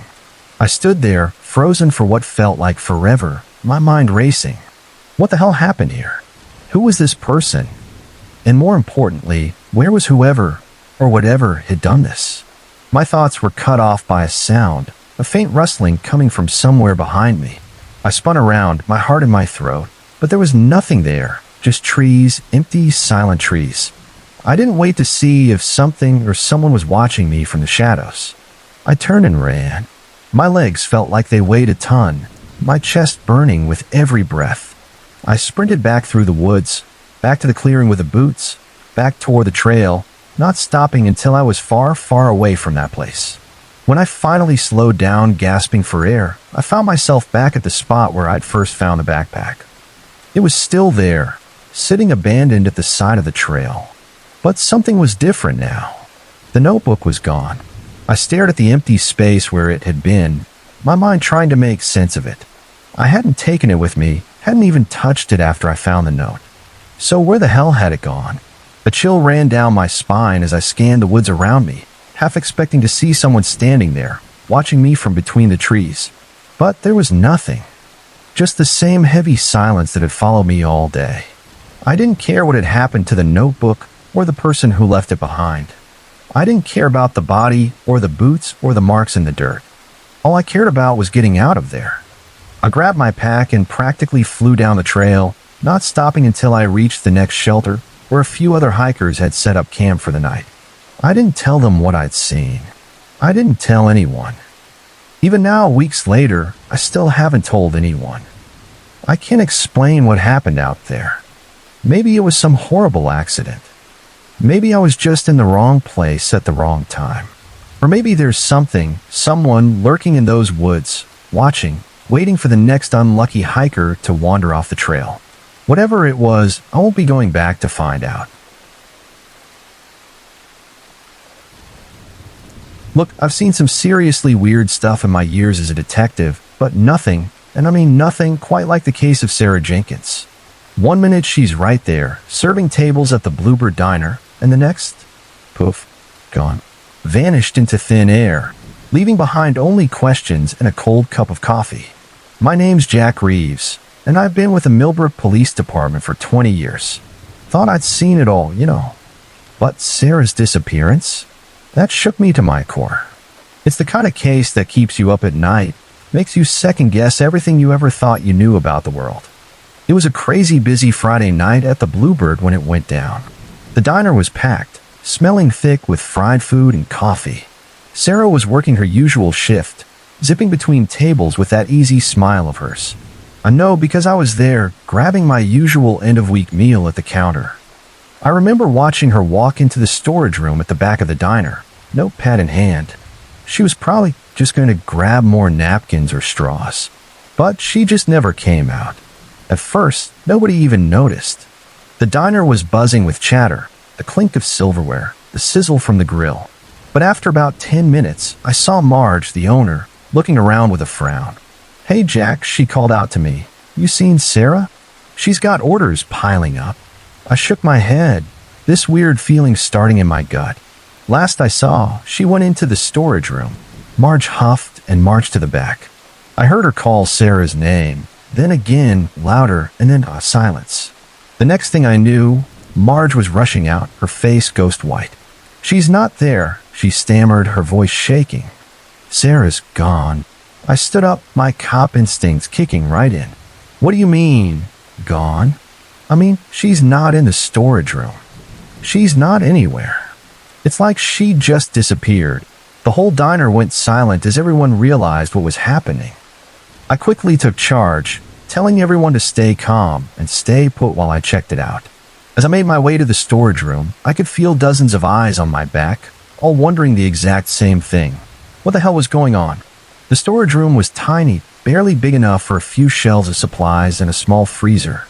There was no other way out, no windows, nowhere Sarah could have gone. Her notepad was on the floor, a pen rolled under a shelf. But Sarah herself? Not a trace. I searched every single inch of that room, looking for any clue, any explanation. But there was nothing. It was like Sarah had literally just stopped existing the second she walked through that door. The next few hours were a total blur of activity. I called in every officer available, and we turned that diner upside down. We interviewed every customer, every employee. We checked the security cameras, which showed Sarah entering the storage room at 8:47 p.m. and nothing else. As the night dragged on, and we still found no trace of Sarah, this uneasy feeling settled over the whole town. People started whispering, coming up with all sorts of wild theories. Some said she must have run away. Others hinted at foul play. But I knew Sarah. She wasn't the type to just up and leave, and there was absolutely no sign of a struggle. The days that followed were filled with fruitless searches and dead-end leads. We combed the woods around town, checked every abandoned building, sent out alerts to neighboring counties. But it was like Sarah had just vanished off the face of the earth. Her family was completely devastated. I'll never forget the look in her mother's eyes when I had to tell her we had no leads. It was this mix of grief, disbelief, and this desperate hope that I'd somehow pull a miracle out of my hat. But I had nothing to give her but empty promises. As weeks turned into months, the case went cold. People stopped talking about it as much. Life in Millbrook slowly got back to normal. But I couldn't let it go. Every night, I'd find myself poring over the case files, looking for something, anything I might have missed. It was about 6 months after Sarah's disappearance when I got the call that changed everything. It was from Marge at the diner, her voice shaking with both excitement and fear. "Jack, you need to get down here now." I was there in 5 minutes flat, my heart pounding. Marge met me at the door, her face pale. "It's Sarah," she said. She called. I felt like I'd been punched in the gut. "What? When? What did she say?" Marge shook her head, looking completely bewildered. "It was just a few minutes ago." The phone rang, and when I picked up, it was her voice. But Jack, she sounded so scared. All she said was, "Help me," and then the line went dead.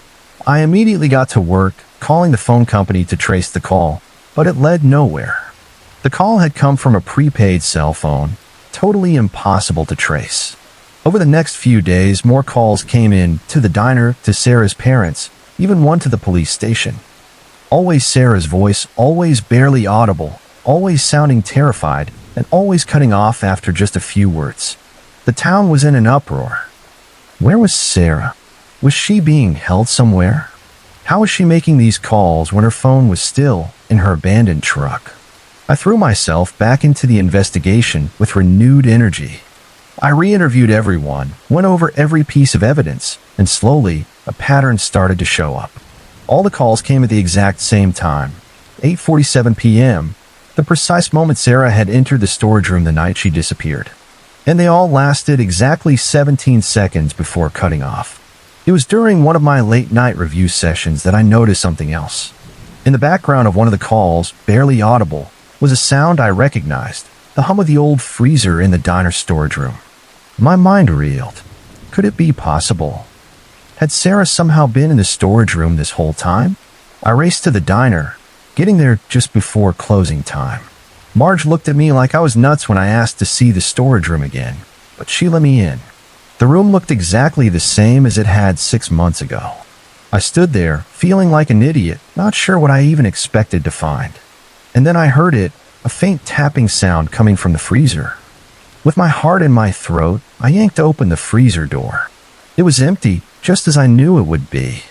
But the tapping kept going, sounding like it was coming from behind the freezer. I called for help, and along with a couple of strong guys from the diner, we managed to move the heavy freezer.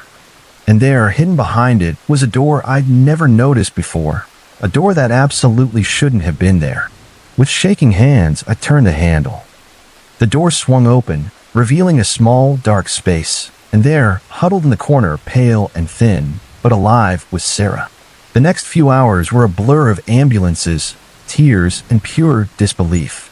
Sarah was rushed to the hospital, suffering from dehydration and malnutrition, but she was alive. How she had survived in that tiny space for 6 months, we still don't know. As for how she got there, why she was there, and who was responsible, those are questions we're still trying to answer. Sarah herself remembers very little, just speaks of a dark figure and a voice telling her to hide. The case is far from closed, but as I sit here in my office, looking at the photo of Sarah reunited with her family, I can't help but feel this huge sense of triumph. Against all odds, we found her. We brought her home. In all my years on the force, I've never seen anything like the case of the vanishing waitress. It's a reminder that sometimes the truth is way stranger than fiction, and that in this job, you can never stop looking, never stop believing. Because sometimes, just sometimes, miracles really do happen. The first thing that grabbed us was the fire, or what was left of it. It wasn't the kind of fire you'd light to warm up or cook. This was a dead fire, just ash gray and cold, like it had been out for hours. But the weird part, it looked fresh, like someone had just literally packed up and left.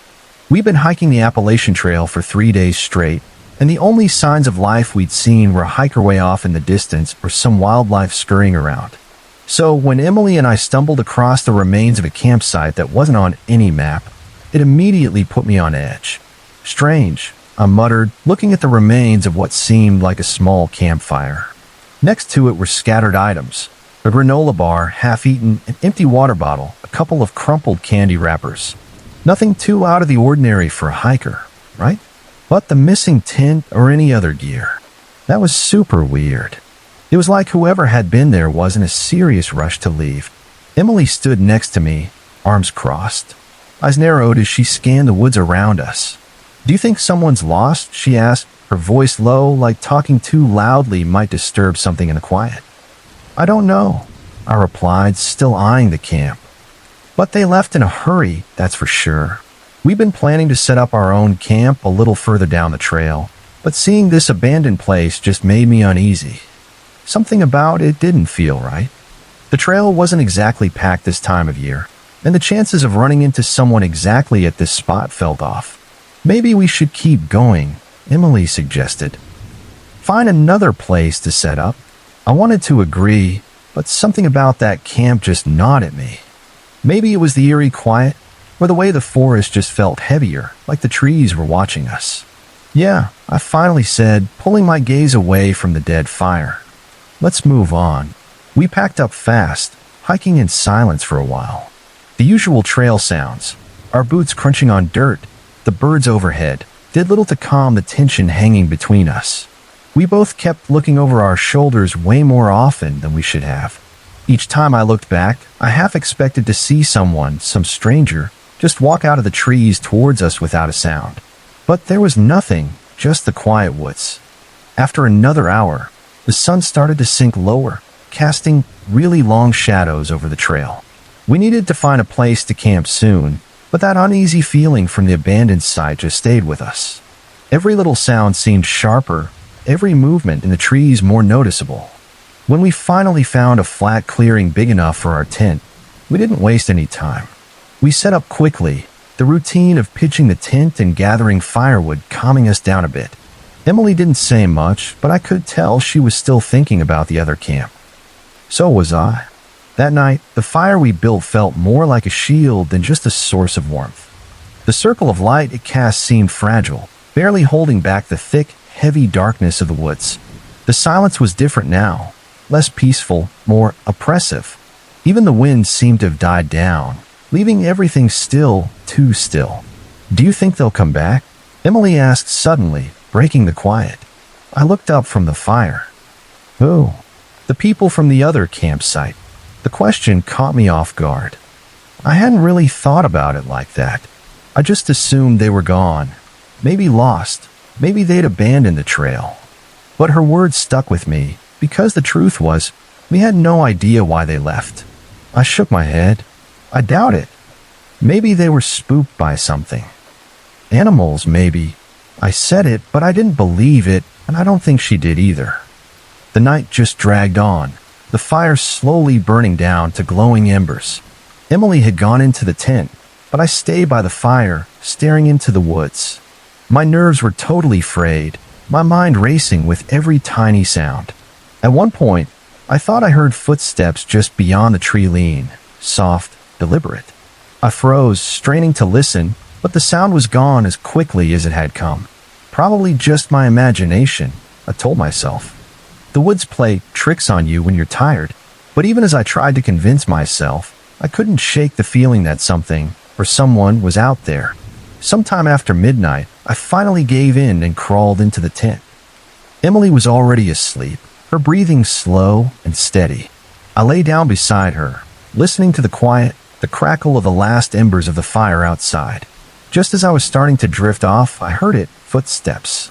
Not far off, not vague, right outside the tent. My eyes snapped open, heart pounding in my chest. For a moment, I thought maybe it was an animal, a deer or something passing through. But no, these footsteps were too deliberate, too human. They circled the tent, slow, methodical. I could hear the soft crunch of leaves and twigs underfoot, the faint rustle of something or someone moving just beyond the thin fabric of the tent. My mouth went dry. I held my breath, trying not to move, trying not to make a sound. Emily stirred beside me, half asleep. "Jared," she whispered, her voice thick with drowsiness. "What's that?" "Shoo," I whispered back, barely audible. "Someone's out there." Her eyes snapped open, and I could feel her body tense beside me. We both just lay there, frozen, listening. The footsteps stopped. For a few moments, there was nothing, just silence. I thought maybe whoever it was had gone, that maybe we were safe. But then I heard something worse than the footsteps, breathing. It was faint, but unmistakable, heavy, deliberate breathing, just outside the tent. Whoever it was, they were standing right there, inches from us. My heart was racing, so fast I thought it might give me away. Emily reached for my hand, squeezing it tight. I squeezed back, trying to keep her calm, trying to keep myself calm. We stayed like that for what felt like hours, listening to that slow, steady breathing. My mind raced, trying to come up with an explanation, trying to figure out what to do. But there was no explanation, and there was nothing we could do. And then, just as suddenly as it had started, the breathing stopped. We waited, not daring to move. The minutes dragged on, each one feeling like an eternity. But there were no more footsteps. No more sounds. Whoever or whatever it was, they were gone. Finally, I exhaled, my body trembling with a release of tension. Emily sat up slowly, her face pale in the faint light. "What the hell was that?" she whispered. I didn't have an answer. I just shook my head, feeling more rattled than I'd ever been in my life. We didn't sleep for the rest of the night. We just sat there, listening, waiting, our nerves shot. When dawn finally broke, we packed up our camp in record time, neither of us saying much. The only thing we agreed on was that we needed to get out of there, and fast. As we hiked back toward civilization, I couldn't shake the feeling that we were being watched. Every rustle in the trees, every shadow made me flinch. Emily kept glancing back over her shoulder, her face tight with anxiety. When we finally reached a more populated area of the trail, we both breathed a sigh of relief. But even now, weeks later, I still think about that night. I think about the footsteps, the breathing, the abandoned campsite. And I wonder if whoever was out there that night is still out there, waiting for the next hikers to stumble into their path. You know, the open road can be a lonely place, but I never thought it could actually swallow a guy whole. Not until my buddy Mike just vanished into thin air on Route 50, leaving nothing behind but his truck idling and a mystery that still messes with my head to this day. I'm Tom, a long-haul trucker, just like Mike was. We've been friends for years, shooting the breeze over our crackling CB radios and nursing cups of truck stop coffee. Mike was the most reliable guy you could imagine. Always on time, always where he said he'd be. Until that night in late October, when he just wasn't. It started out like any other run. Mike was taking a load of electronics from Sacramento to Denver, a route he'd driven a million times before. We chatted earlier that day, making plans to meet up in Denver for a beer once he got in. "Should be there by tomorrow afternoon, Tommy boy," he'd said, his deep laugh rumbling through the speaker. "Don't you dare start without me." Those were the last words I'd ever hear from him. The next day, I rolled into Denver and waited at our usual spot. Hours went by, but no sign of Mike. No call, no message. That was so not like him. Worry started to chew at my gut as I tried his cell phone again and again, straight to voicemail every single time. I called his dispatcher, but they hadn't heard from him either. That's when I knew something was seriously wrong. The police got involved, but there wasn't much to go on at first. Mike's last known spot was a gas station just outside of Ely, Nevada. The security footage showed him filling up his rig, grabbing a coffee, and heading back out on the road. Just another trucker on just another night. But he never made it to his next check-in point. Somewhere between Ely and the Utah border, Mike and his truck had just vanished into the desert night. I couldn't just sit around waiting for news. I told my boss I needed some time off and hit the road, literally retracing Mike's route. The Nevada desert is a real lonely place, miles and miles of empty highway stretching out to the horizon. As I drove, I couldn't help but picture Mike out there somewhere, in trouble and needing help. 3 days into my search, I got the call. They'd found Mike's truck. It was abandoned on a remote stretch of Highway 50, about 100 miles east of Ely. My heart raced as I sped to the location, not knowing what I was going to find. The scene was eerie. Mike's big blue Peterbilt was just sitting there on the side of the road, engine idling, lights on like he'd just stepped out for a second. But there was no sign of Mike anywhere. The police were already there when I arrived, combing the area for clues. They let me take a look inside the cab, hoping I might notice something out of place. Everything seemed normal. Mike's logbook was open on the passenger seat, his favorite cap was hanging from the rearview mirror. His phone was still plugged into the charger. We found fresh tire tracks leading off the road, one of the officers told me. Looks like another vehicle pulled up alongside the truck, but the tracks disappear after about 50 yards. It's like they just vanished. The next few days were a blur of search parties and interviews. Mike's family flew in, their faces etched with worry and fear. We searched every inch of that desert, but found nothing. No signs of a struggle. No blood, no body. Just miles and miles of empty sand and scrub.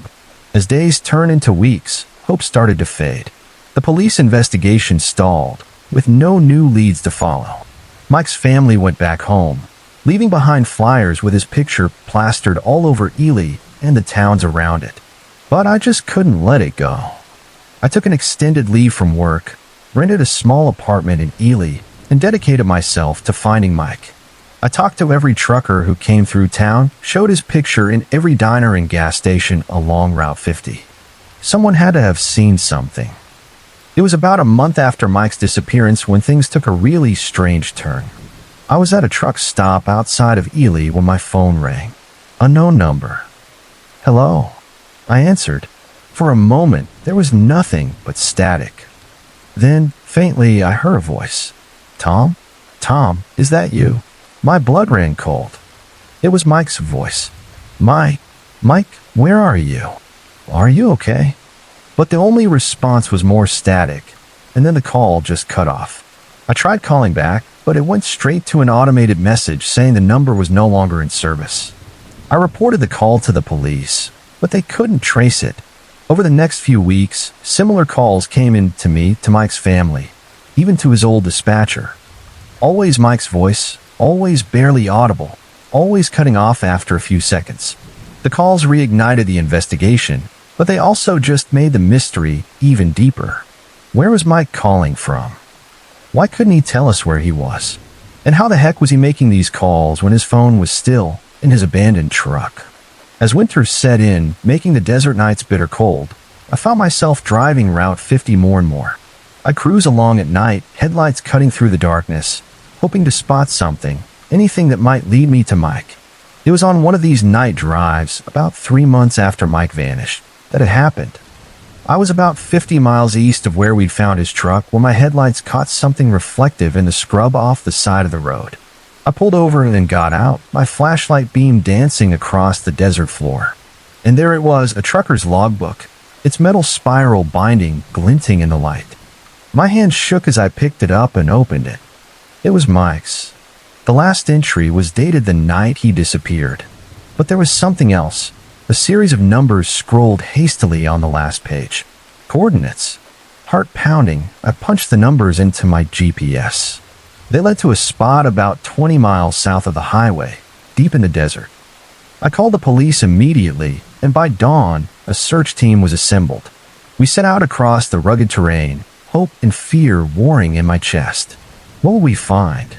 After hours of searching, we found it, an old abandoned mine shaft, its entrance half hidden by years of shifting sand. And there, propped against a rusty piece of mining equipment, was Mike's trucker hat. The next few hours were a whirlwind of activity. Search and rescue teams were called in. The area was blocked off as they prepared to explore the mine shaft. I stood there, staring at Mike's hat in my hands, a million questions racing through my mind. Was Mike down there? Was he still alive? And if he was, how had he survived for 3 months in an abandoned mine? As the rescue team disappeared into the darkness of the mine shaft, I found myself holding my breath. Whatever we were about to discover, I knew one thing for certain. The mystery of Mike's disappearance was far from over. The desert wind whistled around us, carrying with it the faint echo of a voice. Mike's voice? Or just my imagination, fueled by months of searching and hoping? Only time would tell. But as I stood there, Mike's hat clutched in my hands and my eyes fixed on the dark mouth of the mine, I made a silent promise. Whatever happened, whatever we found down there, I wouldn't stop until I uncovered the truth. Because out there, in that vast, unforgiving desert, my friend had vanished, and I was determined to bring him home, one way or another. It was just supposed to be a quiet hike, a way to clear my head. But the second I saw that figure on the hill, everything just changed. The Appalachian Trail, which usually felt like my safe, calm place, suddenly felt threatening, like the trees had secrets they weren't ready to share. I'd set out early that morning, the sun just starting to poke over the horizon, casting a soft glow over the trail. The air was cool and crisp, and the path ahead wound through really dense forests, promising miles of nothing but nature. I'd been hiking for about 4 hours when I saw it, or rather saw them. Up ahead, perched on a ridge that looked down on a steep drop, was a figure. A person. They were standing unbelievably still, facing me, or at least that's what I thought from that distance. It was hard to tell. They hadn't been there before. I was absolutely sure of it. The ridge had been empty just a few minutes earlier when I glanced up to admire the view. I stopped walking, squinting up the trail, trying to make out any details. I wasn't close enough to see their face, just the outline of a body, tall, a little hunched, and so still. So still that for a moment, I actually wondered if I was imagining them. I lifted a hand, giving a casual wave, figuring it was just another hiker, maybe taking a rest and enjoying the view. But the figure didn't move. They didn't wave back. They didn't even shift their weight. They just stood there watching. Or at least that's how it felt. A weird feeling started crawling up my spine, but I shook it off. People get quirky out here sometimes, you know. I'd met my share of loners on the trail, folks who just didn't want to chat or interact. Maybe this was one of them. So I decided to just keep moving, figuring I'd pass them soon enough. But as I walked, I kept glancing up at the ridge. The figure never moved, never shifted. The closer I got, the more unsettling it became. I couldn't make out any facial features, just that dark outline against the sky. But the longer I looked, the more something about their posture seemed wrong. It was too stiff, too deliberate, like they were waiting for me. I tried to brush off the growing unease. I'm not easily spooked, and there was no real reason to be afraid of someone just standing there. Still, I sped up my pace, eager to close the distance between us, or maybe even get ahead of them. But when I finally reached the spot where they should have been, they were gone. I stopped, looking around completely confused. The ridge wasn't that high, and there wasn't much tree cover. There was no way they could have just disappeared without me seeing them leave. I scanned the whole area around me, my eyes darting between the trees, looking for any sign of movement. Nothing. That eerie feeling was back, even stronger now. I wasn't alone out here, but whoever was out there with me was playing some kind of twisted game. I told myself to just keep moving, not to let it bother me. The trail was long, and I had hours to go before setting up camp for the night. I figured I'd probably run into them again further down the path. But as I walked, my thoughts just kept going back to that figure. I hadn't seen their face, but I couldn't shake the feeling that they'd been watching me, tracking my every step. About an hour later, I came to a small clearing where the trees opened up and the trail cut through a field of tall grass. The sky was still a perfect blue, the sun warm on my skin. I tried to focus on how beautiful it was, but I just couldn't. The figure on the ridge was still in the back of my mind, like a splinter I couldn't get rid of. And then there they were again. Far ahead, at the edge of the clearing where the trail curved back into the trees, I saw them. The same figure. The same unnerving stillness. This time they were closer, and I could see more details: a dark jacket, hiking boots, maybe a hat. But still no movement, no indication that they saw me. Or maybe they did, and that was the whole problem. They wanted me to see them. I stopped dead in my tracks, my breath caught in my throat, and my heart raced in my chest. I wasn't sure if I should call out to them, or just turn around and head back the way I came. The rational part of my brain told me they were just another hiker, someone who probably didn't want to be bothered. But deep down, I knew something was really off. I could feel it in the pit of my stomach. "Hey," I called out, my voice carrying over the field. "You all right?" No response. No movement. I waited, hoping for some acknowledgement, anything that would make this tension building inside me ease up. But they just stood there like a statue, unmoving, unspeaking. I didn't know what else to do. I couldn't just stand there forever, waiting for them to make a move. So with a deep breath, I started walking again. But this time, I kept my eyes on them, watching for the slightest twitch, the smallest shift. And as I got closer, I realized something strange. The figure wasn't looking at me. They were looking just past me.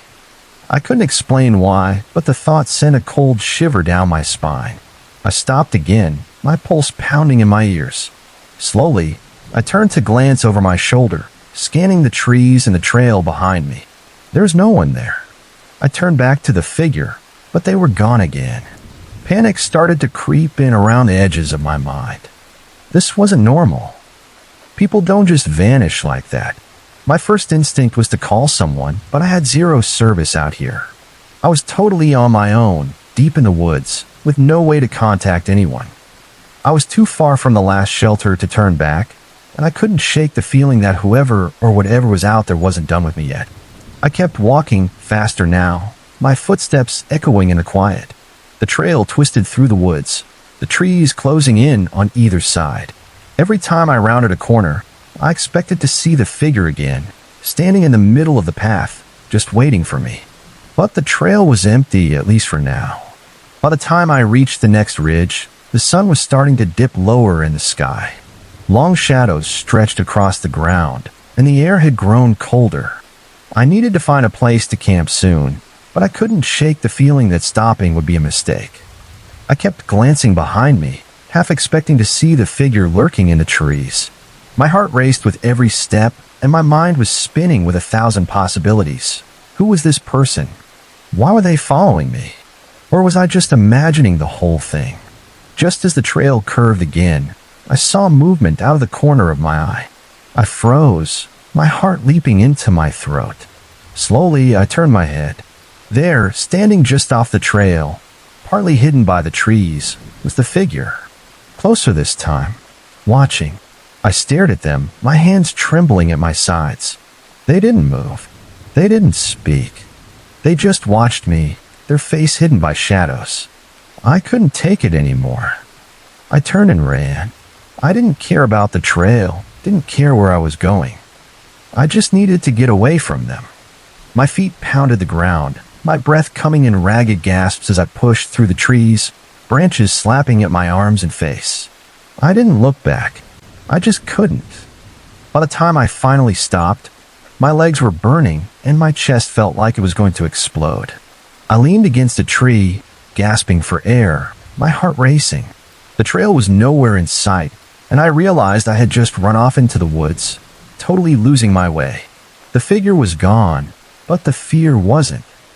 I stayed there for a while, trying to calm down, trying to convince myself that it was over, that they were gone for good. But deep down, I knew the truth. They were still out there, waiting. And somehow, I knew I wouldn't be alone on this trail again.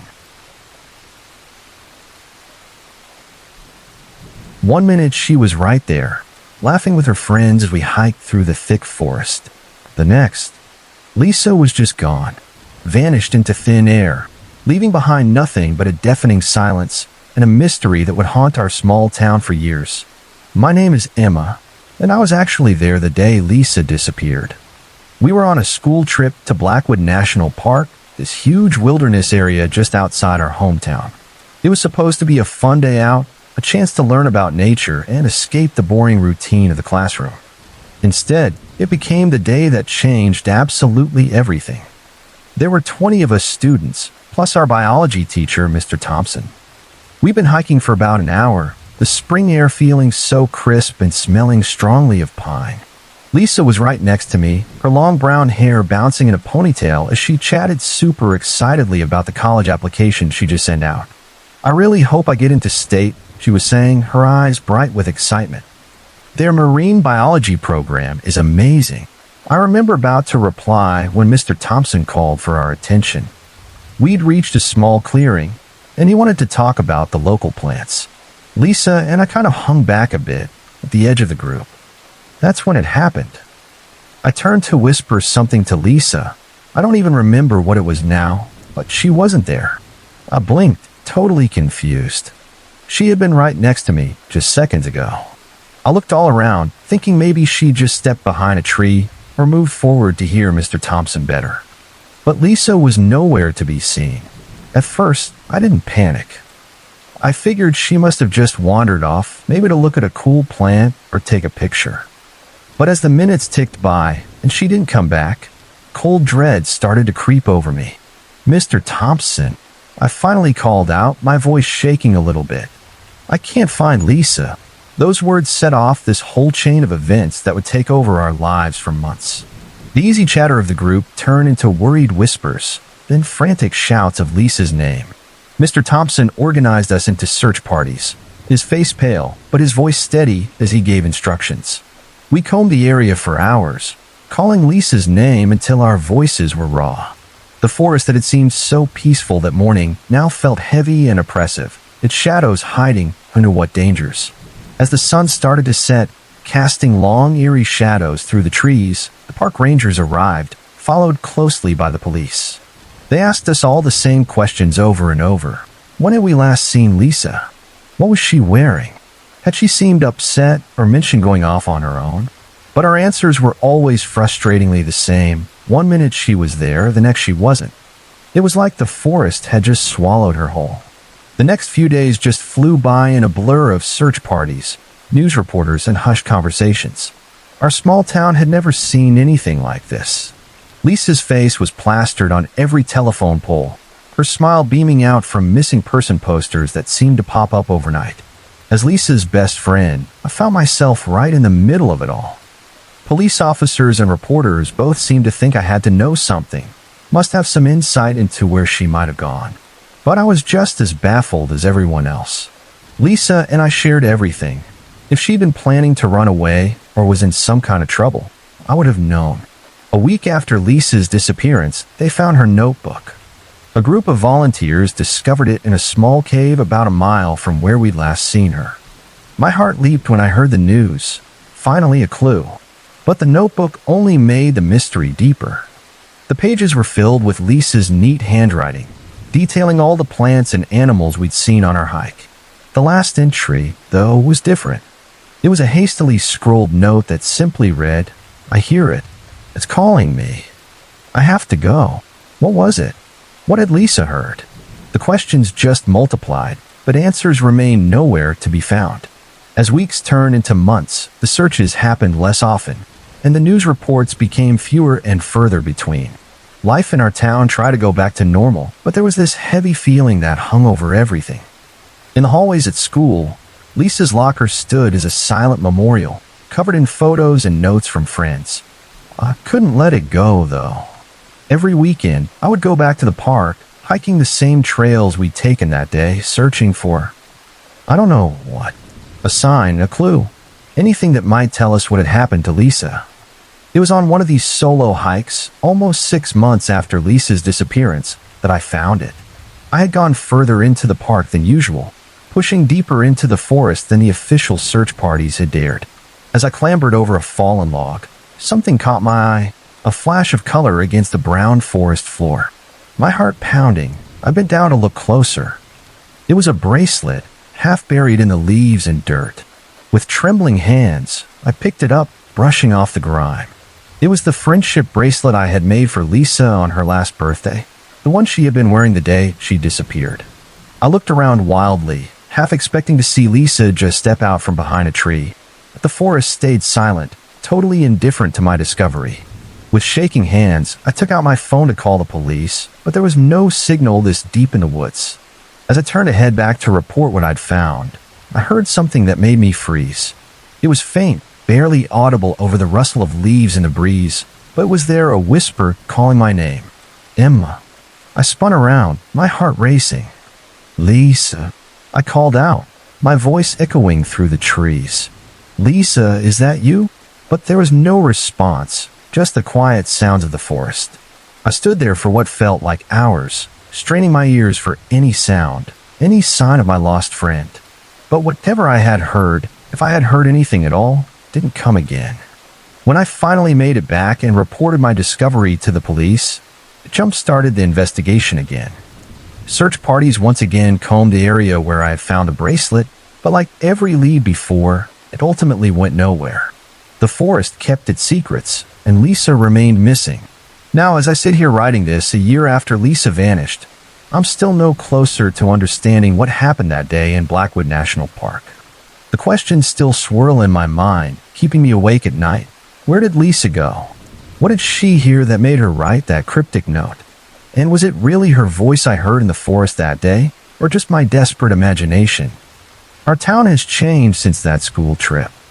We've lost our innocence, our sense of safety. Parents hold their children a little tighter, and no one goes into the woods alone anymore. But I haven't given up hope. Every time I look at the trees on the edge of town, I think of Lisa. I imagine her out there somewhere, maybe lost, maybe hiding, but alive. And I make a silent promise, the same one I've made every day since she disappeared. I will find you, Lisa. Whatever it takes, I'll uncover the truth. Because in the end, that's all we have left, the hope that someday, somehow we'll understand what happened on that spring day when the forest took my best friend. Until then, the mystery of Lisa's disappearance remains a shadow hanging over our town, a reminder that sometimes people can vanish without a trace, leaving behind nothing but questions and a lingering sense of unfinished business. The moment we stepped into that abandoned cabin, I knew we'd made a terrible mistake. The air inside was thick with the scent of recent habitation, and the hairs on the back of my neck stood up as I realized we weren't alone in these woods. My name is Mike, and what was supposed to be a fun camping trip with friends turned into a night of sheer terror that still haunts me to this day. It all started innocently enough. My buddies Tom, Alex, and I had been planning this trip for months. We were all desperate to escape the grind of our corporate jobs, if only for a weekend. The Blackwater National Forest seemed like the perfect getaway. Miles of pristine wilderness, far from the reaches of cell service and email notifications. We arrived at the trailhead late Friday afternoon, the sun already dipping low behind the towering pines. The plan was to hike a few miles in and set up camp near one of the small mountain lakes scattered throughout the area. As we shouldered our packs and set off down the trail, I felt the stress of the work week begin to melt away. The hike was invigorating, the crisp autumn air filling our lungs as we climbed steadily higher into the mountains. We joked and swapped stories, our laughter echoing through the trees. It felt good to be out here, away from the constant noise and pressure of the city. As the daylight began to fade, we started looking for a suitable campsite. That's when Alex spotted it, a small cabin nestled in a clearing just off the main trail. It wasn't marked on any of our maps, which should have been our first warning sign. "Hey, guys, check it out," Alex called, already veering off the path towards the structure. Tom and I exchanged glances. "I don't know, man," I said hesitantly. "We should probably stick to the trail." But Alex was already halfway to the cabin, his curiosity getting the better of him. With a sigh, we followed, not wanting to split up as darkness approached. The cabin looked old, but surprisingly well-maintained. No broken windows or sagging roof. Just a simple, solid structure that seemed out of place in the wilderness. As we drew closer, I couldn't shake the feeling that we were being watched. "Hello," Alex called out, knocking on the wooden door. "Anyone home?" Silence greeted us, broken only by the rustle of leaves in the light breeze. After a moment, Alex tried the door handle. To our surprise, it swung open easily. "We shouldn't go in," I protested, but my words fell on deaf ears as my friends eagerly crossed the threshold. The interior of the cabin was sparse but tidy. A small kitchenette occupied one corner, with a wooden table and chairs in the center of the main room. A stone fireplace dominated the far wall, and a narrow staircase led to what I assumed was a loft bedroom. "This is perfect," Tom exclaimed, dropping his pack on the floor. "And we can spend the night here instead of setting up tents." I opened my mouth to object, but the words died in my throat as I noticed something odd. There was a half-empty glass of water on the table, and the ashes in the fireplace still glowed faintly with embers. "Guys," I said slowly, "I think someone's been here recently." "Very recently," Alex shrugged off my concerns. "Probably just some other hikers who left this morning." "Come on, Mike, lighten up. This is way better than sleeping on the ground." Against my better judgment, I relented. We unpacked our gear and settled in for the night, cooking dinner on our portable stoves and sharing stories around a rekindled fire. As the warmth and camaraderie worked their magic, I began to relax. Maybe I had been overreacting earlier. We turned in early, exhausted from the day's hike. Tom and Alex claimed the loft, while I set my sleeping bag near the fireplace. Despite my earlier misgivings, I fell asleep quickly, lulled by the crackling flames and the soft sound of wind in the trees outside. I'm not sure how long I slept before the noise woke me. At first, I thought it was just the wind, or maybe an animal outside. But as I lay there in the darkness, I realized it was something else entirely. Footsteps. Slow, deliberate footsteps, circling the cabin. My heart began to race as I strained my ears, trying to convince myself I was imagining things. But the sound was unmistakable. Someone was out there, moving with purpose around the perimeter of the cabin.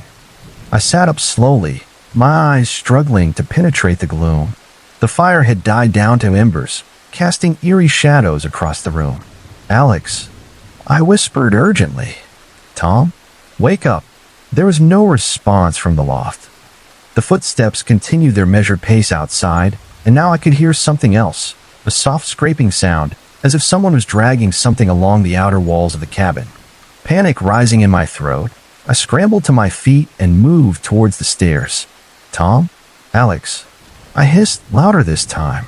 Still nothing. Just as I reached the bottom of the staircase, the footsteps outside came to an abrupt halt.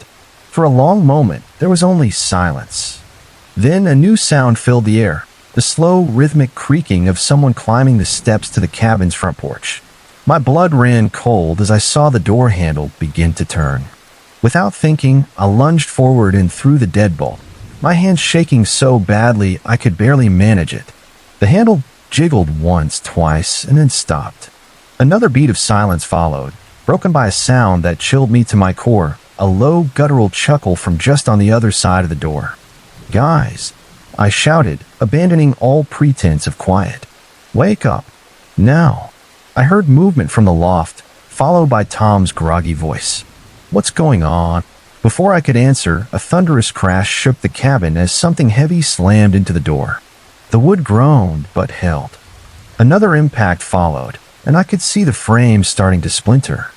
"Someone's trying to break in," I yelled, backing away from the door. "We need to get out of here." Tom and Alex scrambled down from the loft, confusion turning to fear as they took in the situation. The pounding on the door continued, growing more frenzied with each passing second. "The window!" Alex shouted, pointing to a small opening on the far side of the cabin. It would be a tight squeeze, but it was our only chance.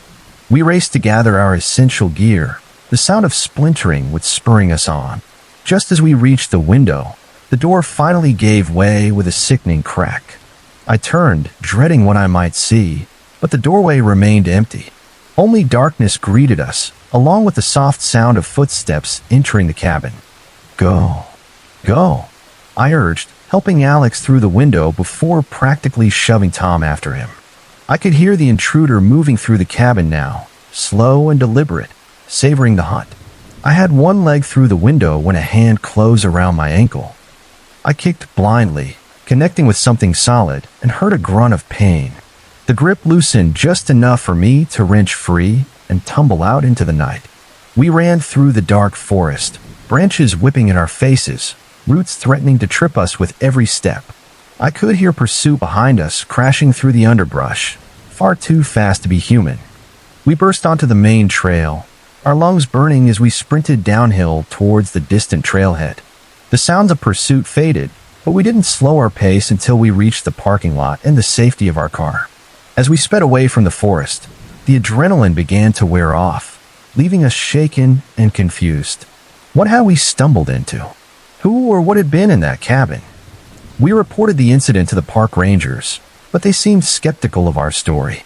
A search of the area revealed no trace of the cabin or any signs of disturbance. It was as if the entire night had been a shared hallucination.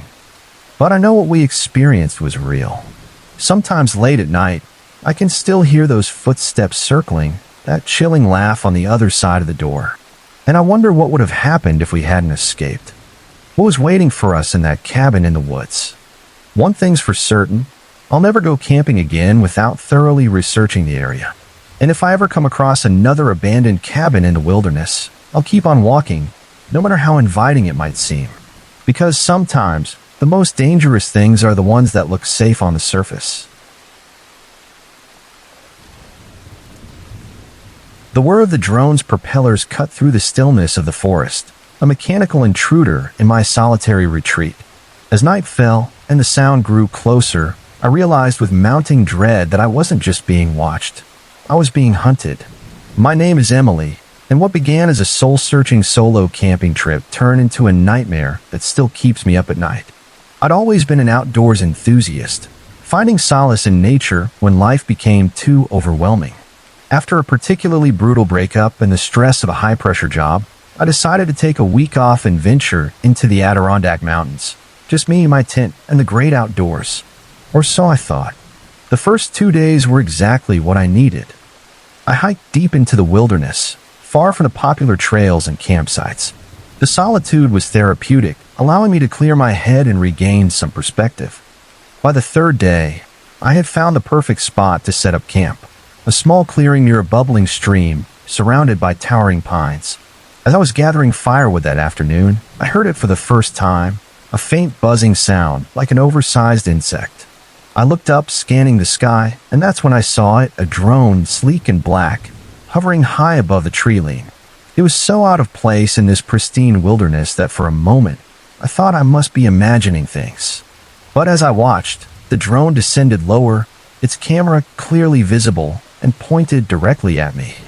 A chill ran down my spine. Who was piloting this thing, and why were they so interested in my campsite? I waved my arms, shouting at the unseen operator. "Hey, this is private." Go away. My voice echoed through the trees, but the drone remained hovering, its lens fixed on my position.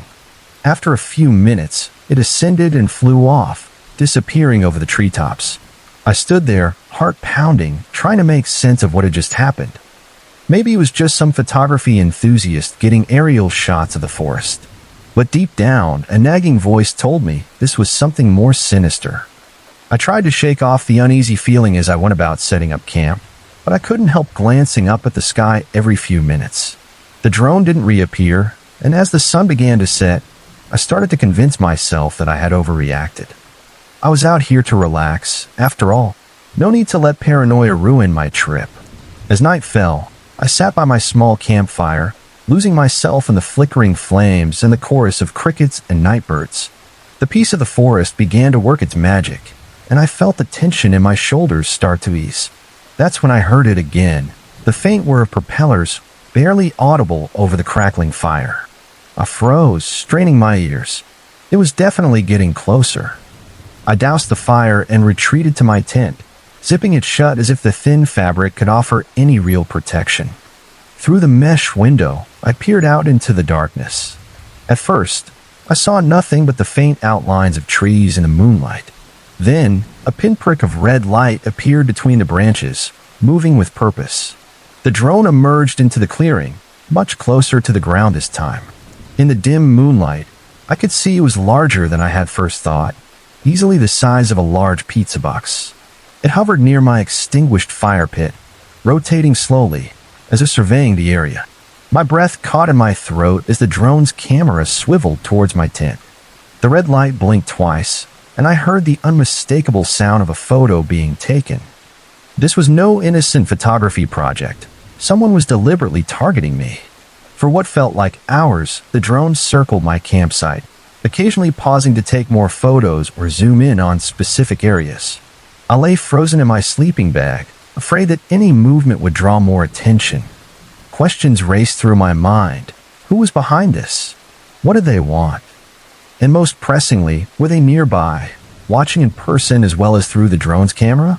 Finally, just as the first hints of dawn began to lighten the sky, the drone ascended and disappeared once more. I waited another hour before cautiously emerging from my tent, half expecting to find someone lurking in the shadows. But the clearing was empty, peaceful in the early morning light. If it weren't for the churning in my stomach and the lingering sound of propellers in my ears, I might have convinced myself it had all been a bizarre dream.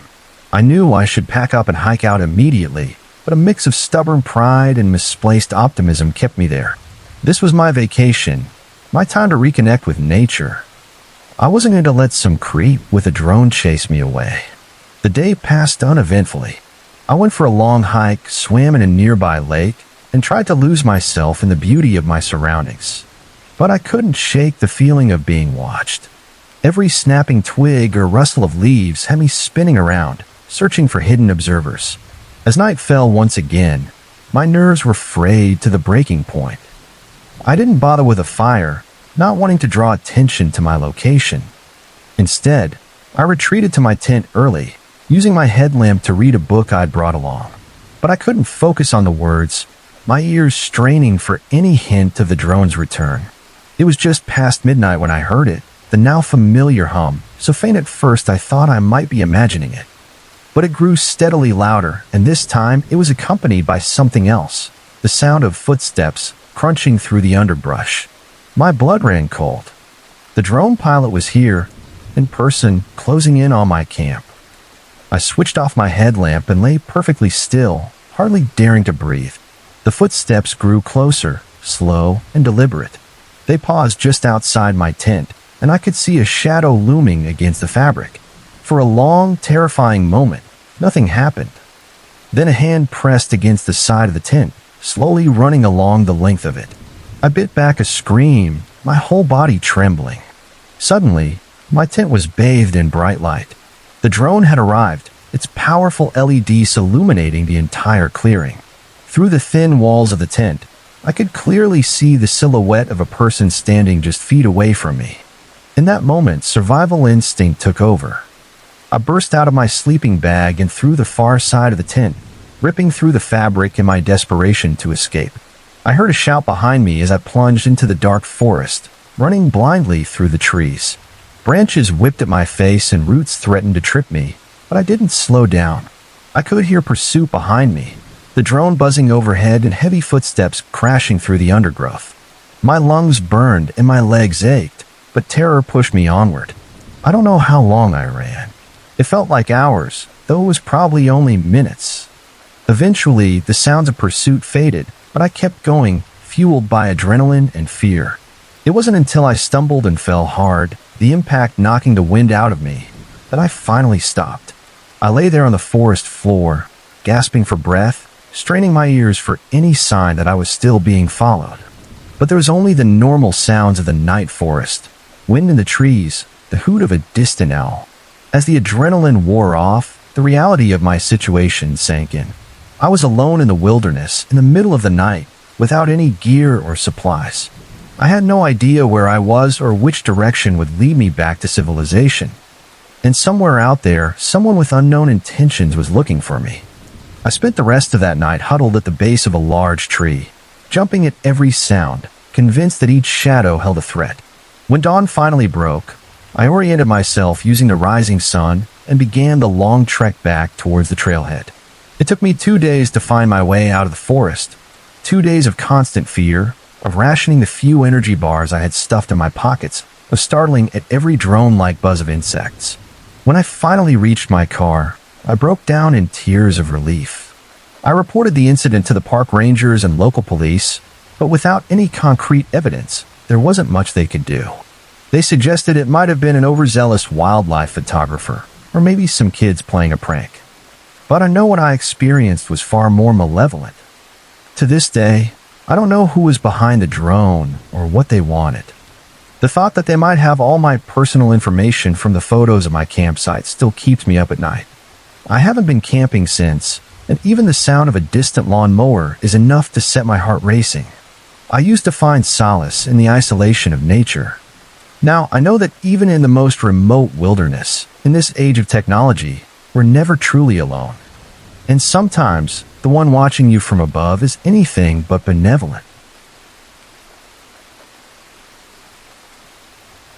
The morning sun filtered through the pine trees, illuminating our campsite and the horror that awaited us. Every scrap of food, every bottle of water, every supply we brought with us had vanished overnight. And there, carved into the bark of a nearby tree, was a message that made my blood run cold. Leave now or starve. Your choice. My name is Jason, and what should have been a fun family camping trip turned into a desperate fight for survival that still haunts my dreams. It was supposed to be the perfect getaway. My wife Sarah, our 2 kids Emily and Max, and I had been planning this trip for months. We'd chosen a remote campsite in the Ozark National Forest, far from the crowded tourist spots.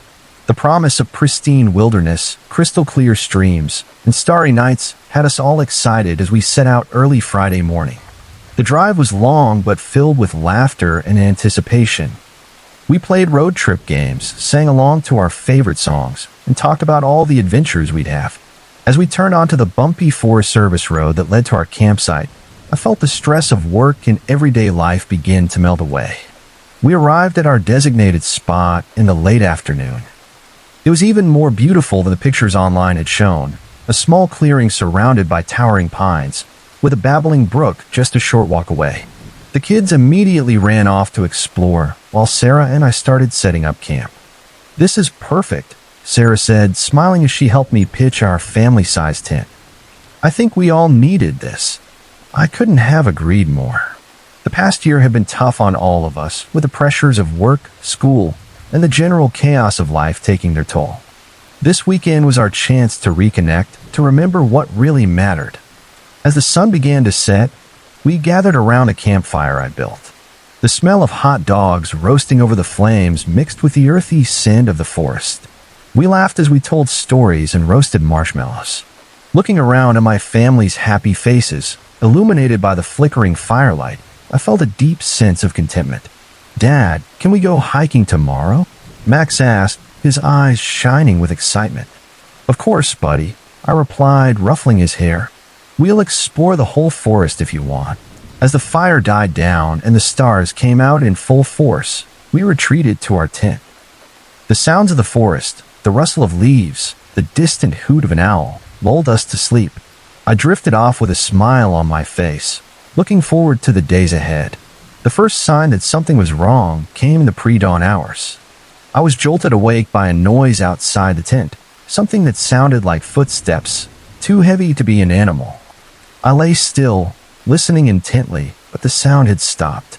Chalking it up to my imagination, I eventually fell back into a restless sleep.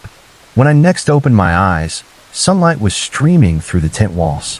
I stretched, yawned, and unzipped the tent flap, ready to start breakfast for the family.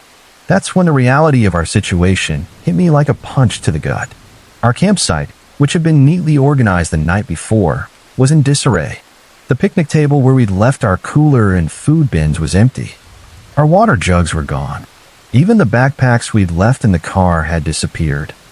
"Sarah," I called, my voice tight with panic. "Wake up. Something's wrong."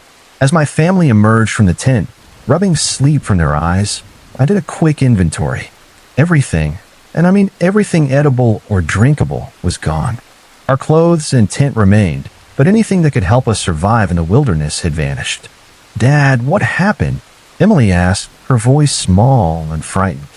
Before I could answer, Max let out a yelp.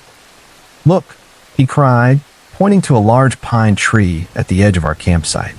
That's when I saw it, carved into the bark, the letters still oozing sap, with a chilling message: "Leave now or starve. Your choice."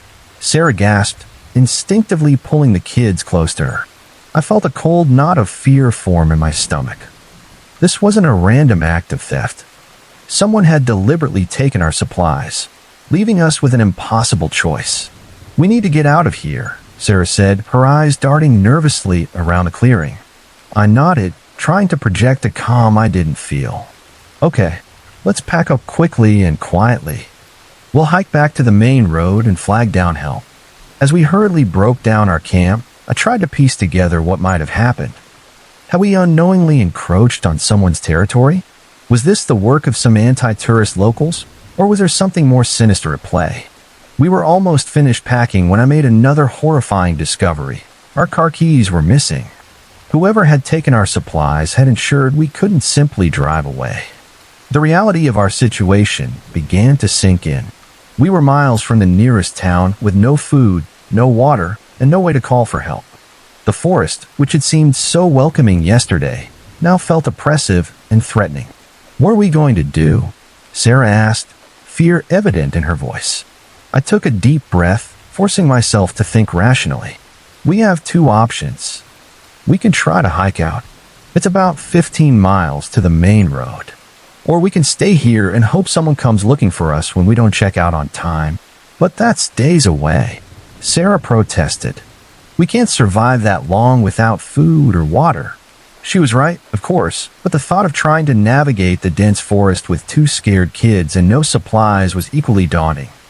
As we debated our options, a twig snapped in the forest behind us. We all whirled around, hearts pounding.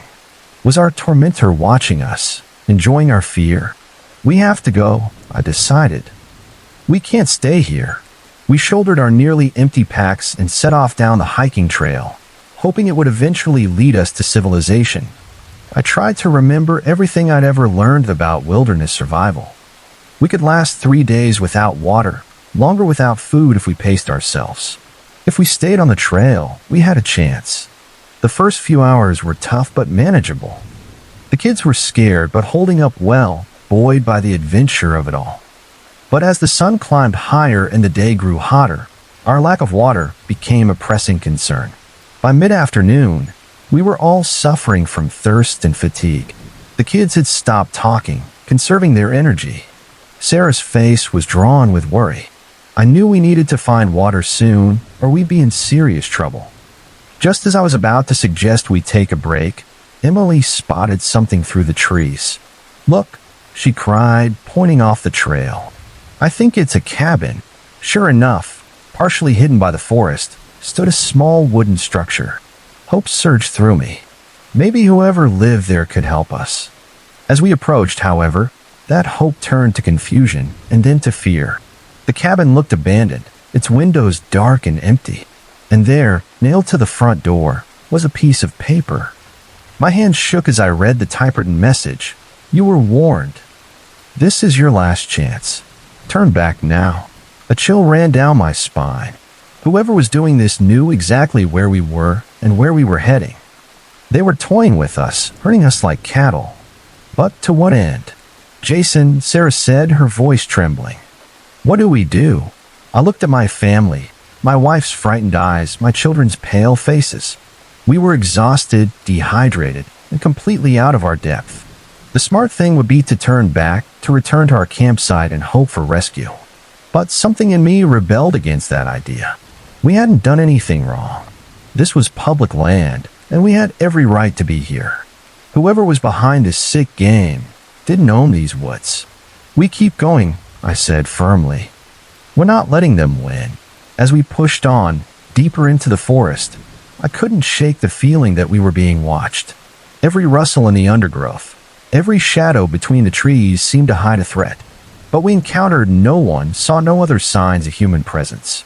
Night was falling by the time we finally heard the sound of cars in the distance. We emerged from the forest onto a paved road, exhausted and dehydrated but alive. A passing motorist stopped to help, shocked by our appearance and story. The authorities were called.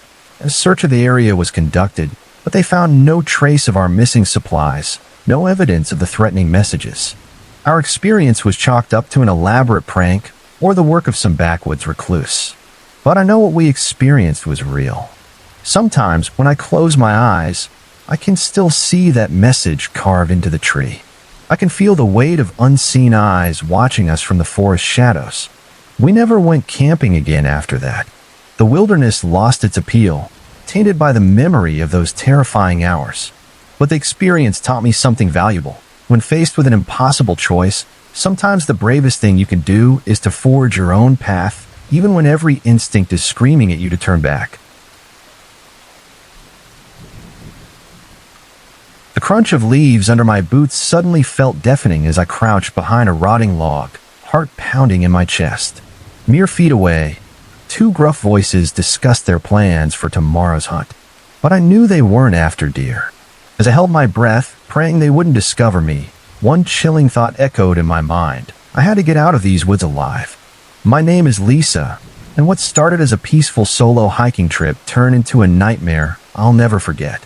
I've always been an avid hiker, finding solace in the quiet of nature and the challenge of conquering new trails.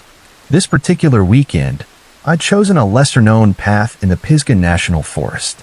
It was more remote than my usual haunts, but the promise of pristine wilderness and breathtaking views had lured me in. The first day of my hike had been everything I'd hoped for. The autumn air was crisp, filled with the scent of pine and decaying leaves. Vibrant reds and golds painted the forest canopy, and the only sounds were my own footsteps and the occasional bird call. As the sun began to set, I found a small clearing perfect for setting up camp. I was just finishing my dinner of dehydrated pasta when I first sensed something was off. A twig snapped in the distance, not unusual in itself, but it was followed by what sounded distinctly like a muffled curse. I froze, fork halfway to my mouth, straining my ears. For several long moments, there was only silence. Then, unmistakably, I heard voices. Curiosity warred with caution as I debated investigating. On one hand, it could just be fellow hikers setting up camp nearby. On the other, something about the tone of those voices set me on edge. In the end, curiosity won out. I doused my small campfire and moved quietly in the direction of the sounds. As I drew closer, ducking behind trees and trying to step as silently as possible, the voices became clearer. Two men, their gruff tones laced with an undercurrent of excitement that made my skin crawl. Should be easy pickings, one was saying. They never expected out here, just like last time. The other agreed with a chuckle that sent shivers down my spine. Load him up, get him across the border, before anyone's the wiser. My blood ran cold as the implications of their conversation sank in. This wasn't about poaching animals. They were talking about people. Human trafficking. Right here, in the supposed safety of a national forest. I must have made some small noise of shock, because suddenly both voices fell silent. My heart leapt into my throat as I heard the crunch of leaves, footsteps coming in my direction. Panic threatened to overwhelm me, but years of outdoor experience kicked in. I spotted a massive fallen log a few yards away and made for it, moving as quickly and quietly as I could. I had just managed to crouch behind it when a beam of flashlight cut through the growing darkness. "You hear that?" one of the men asked, his voice much closer now. "Probably just a deer," his companion replied, but he didn't sound convinced. I held my breath, pressing myself as close to the decaying wood as possible. The flashlight beams swept back and forth, coming terrifyingly close to my hiding spot. I could hear them moving around, searching, and I knew it was only a matter of time before they found me. Just when I thought my lungs would burst from holding my breath, a distant howl echoed through the forest. The men's attention snapped towards the sound. "Damn wolves," one muttered. "Let's head back. We've got an early start tomorrow." I remained frozen in place long after their footsteps had faded away, afraid to even twitch a muscle. When I finally dared to move, my limbs were stiff and trembling from a mixture of cold and fear. My mind raced as I tried to process what I'd overheard. These men were planning to abduct people, possibly hikers like myself, and smuggle them out of the country. And they were doing it tomorrow. I had to do something. Had to stop them somehow. But how? I was miles from the nearest town with no cell service to call for help. Even if I started hiking out right now, in the dark, I'd never make it in time to alert the authorities before these criminals put their plan into action. As the full moon rose over the treetops, casting eerie shadows across the forest floor, I made my decision. I couldn't leave. Couldn't risk other innocent people falling victim to these monsters. I had to stay. To gather evidence. To find a way to stop them. Moving with a caution born of fear, I crept back towards my campsite. I quickly packed up my gear, leaving no trace that I'd ever been there. Then, steeling my nerves, I began to make my way in the direction the men had gone. It didn't take long to find their camp. Unlike my small leave-no-trace setup, theirs was elaborate. A large tent was erected in a clearing, surrounded by various pieces of equipment I couldn't identify in the darkness. A beaten-up pickup truck was parked nearby, its bed covered by a tarp, gaping into the shadows. I circled their camp, looking for anything I could use as evidence.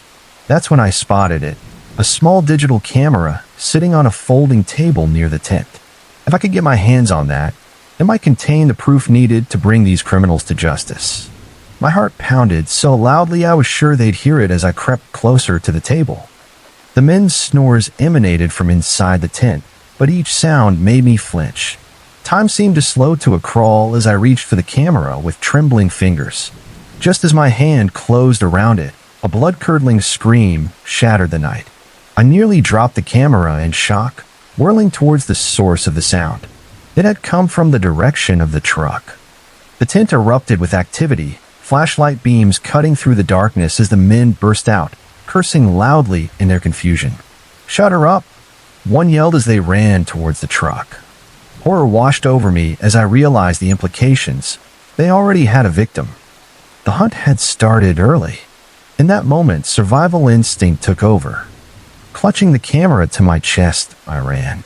I ran faster than I ever had in my life, branches whipping at my face, roots threatening to trip me with every step. Behind me, I could hear shouting and the sound of pursuit. I don't know how long I ran or in what direction.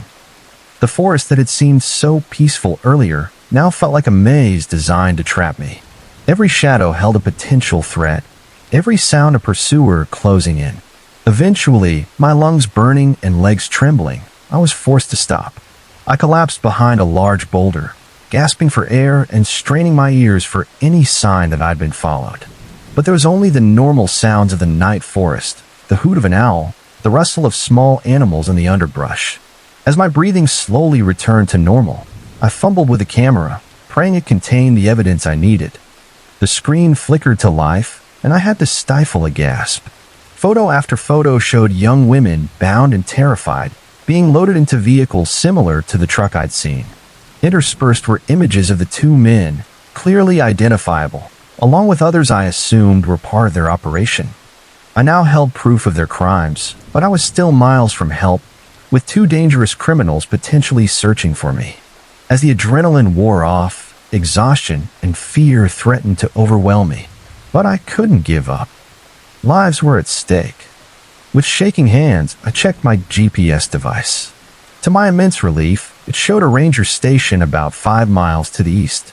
It would be a grueling night hike through difficult terrain, but it was my only chance. As I set off, every sense on higher alert, I thought of the scream I'd heard of the women in those photos. Their faces gave me the strength to push on, to ignore my aching muscles and the growing blisters on my feet. The first light of dawn was just starting to filter through the trees when I finally stumbled into the ranger station's parking lot.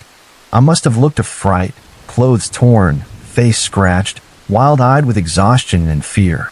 But the startled ranger listened to my breathless explanation and immediately called for backup.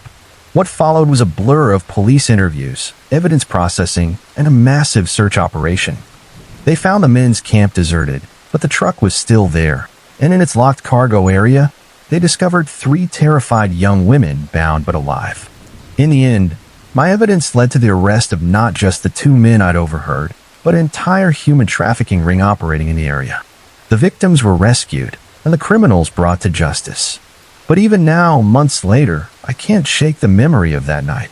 The peaceful solitude of the forest, once my refuge, now holds a hint of menace. Every snapping twig makes me flinch, every shadow potentially concealing a threat. Yet, I don't regret my choice to stay and gather evidence. Those women are alive and free because I took that risk. It's a reminder that even in our darkest moments, when fear threatens to paralyze us, we have the strength to act, to make a difference. I still hike, still seek out the beauty of nature, but now I carry with me not just supplies and a map, but the knowledge that sometimes the most important trails we blaze are the ones that lead us to stand up for others, no matter the personal cost.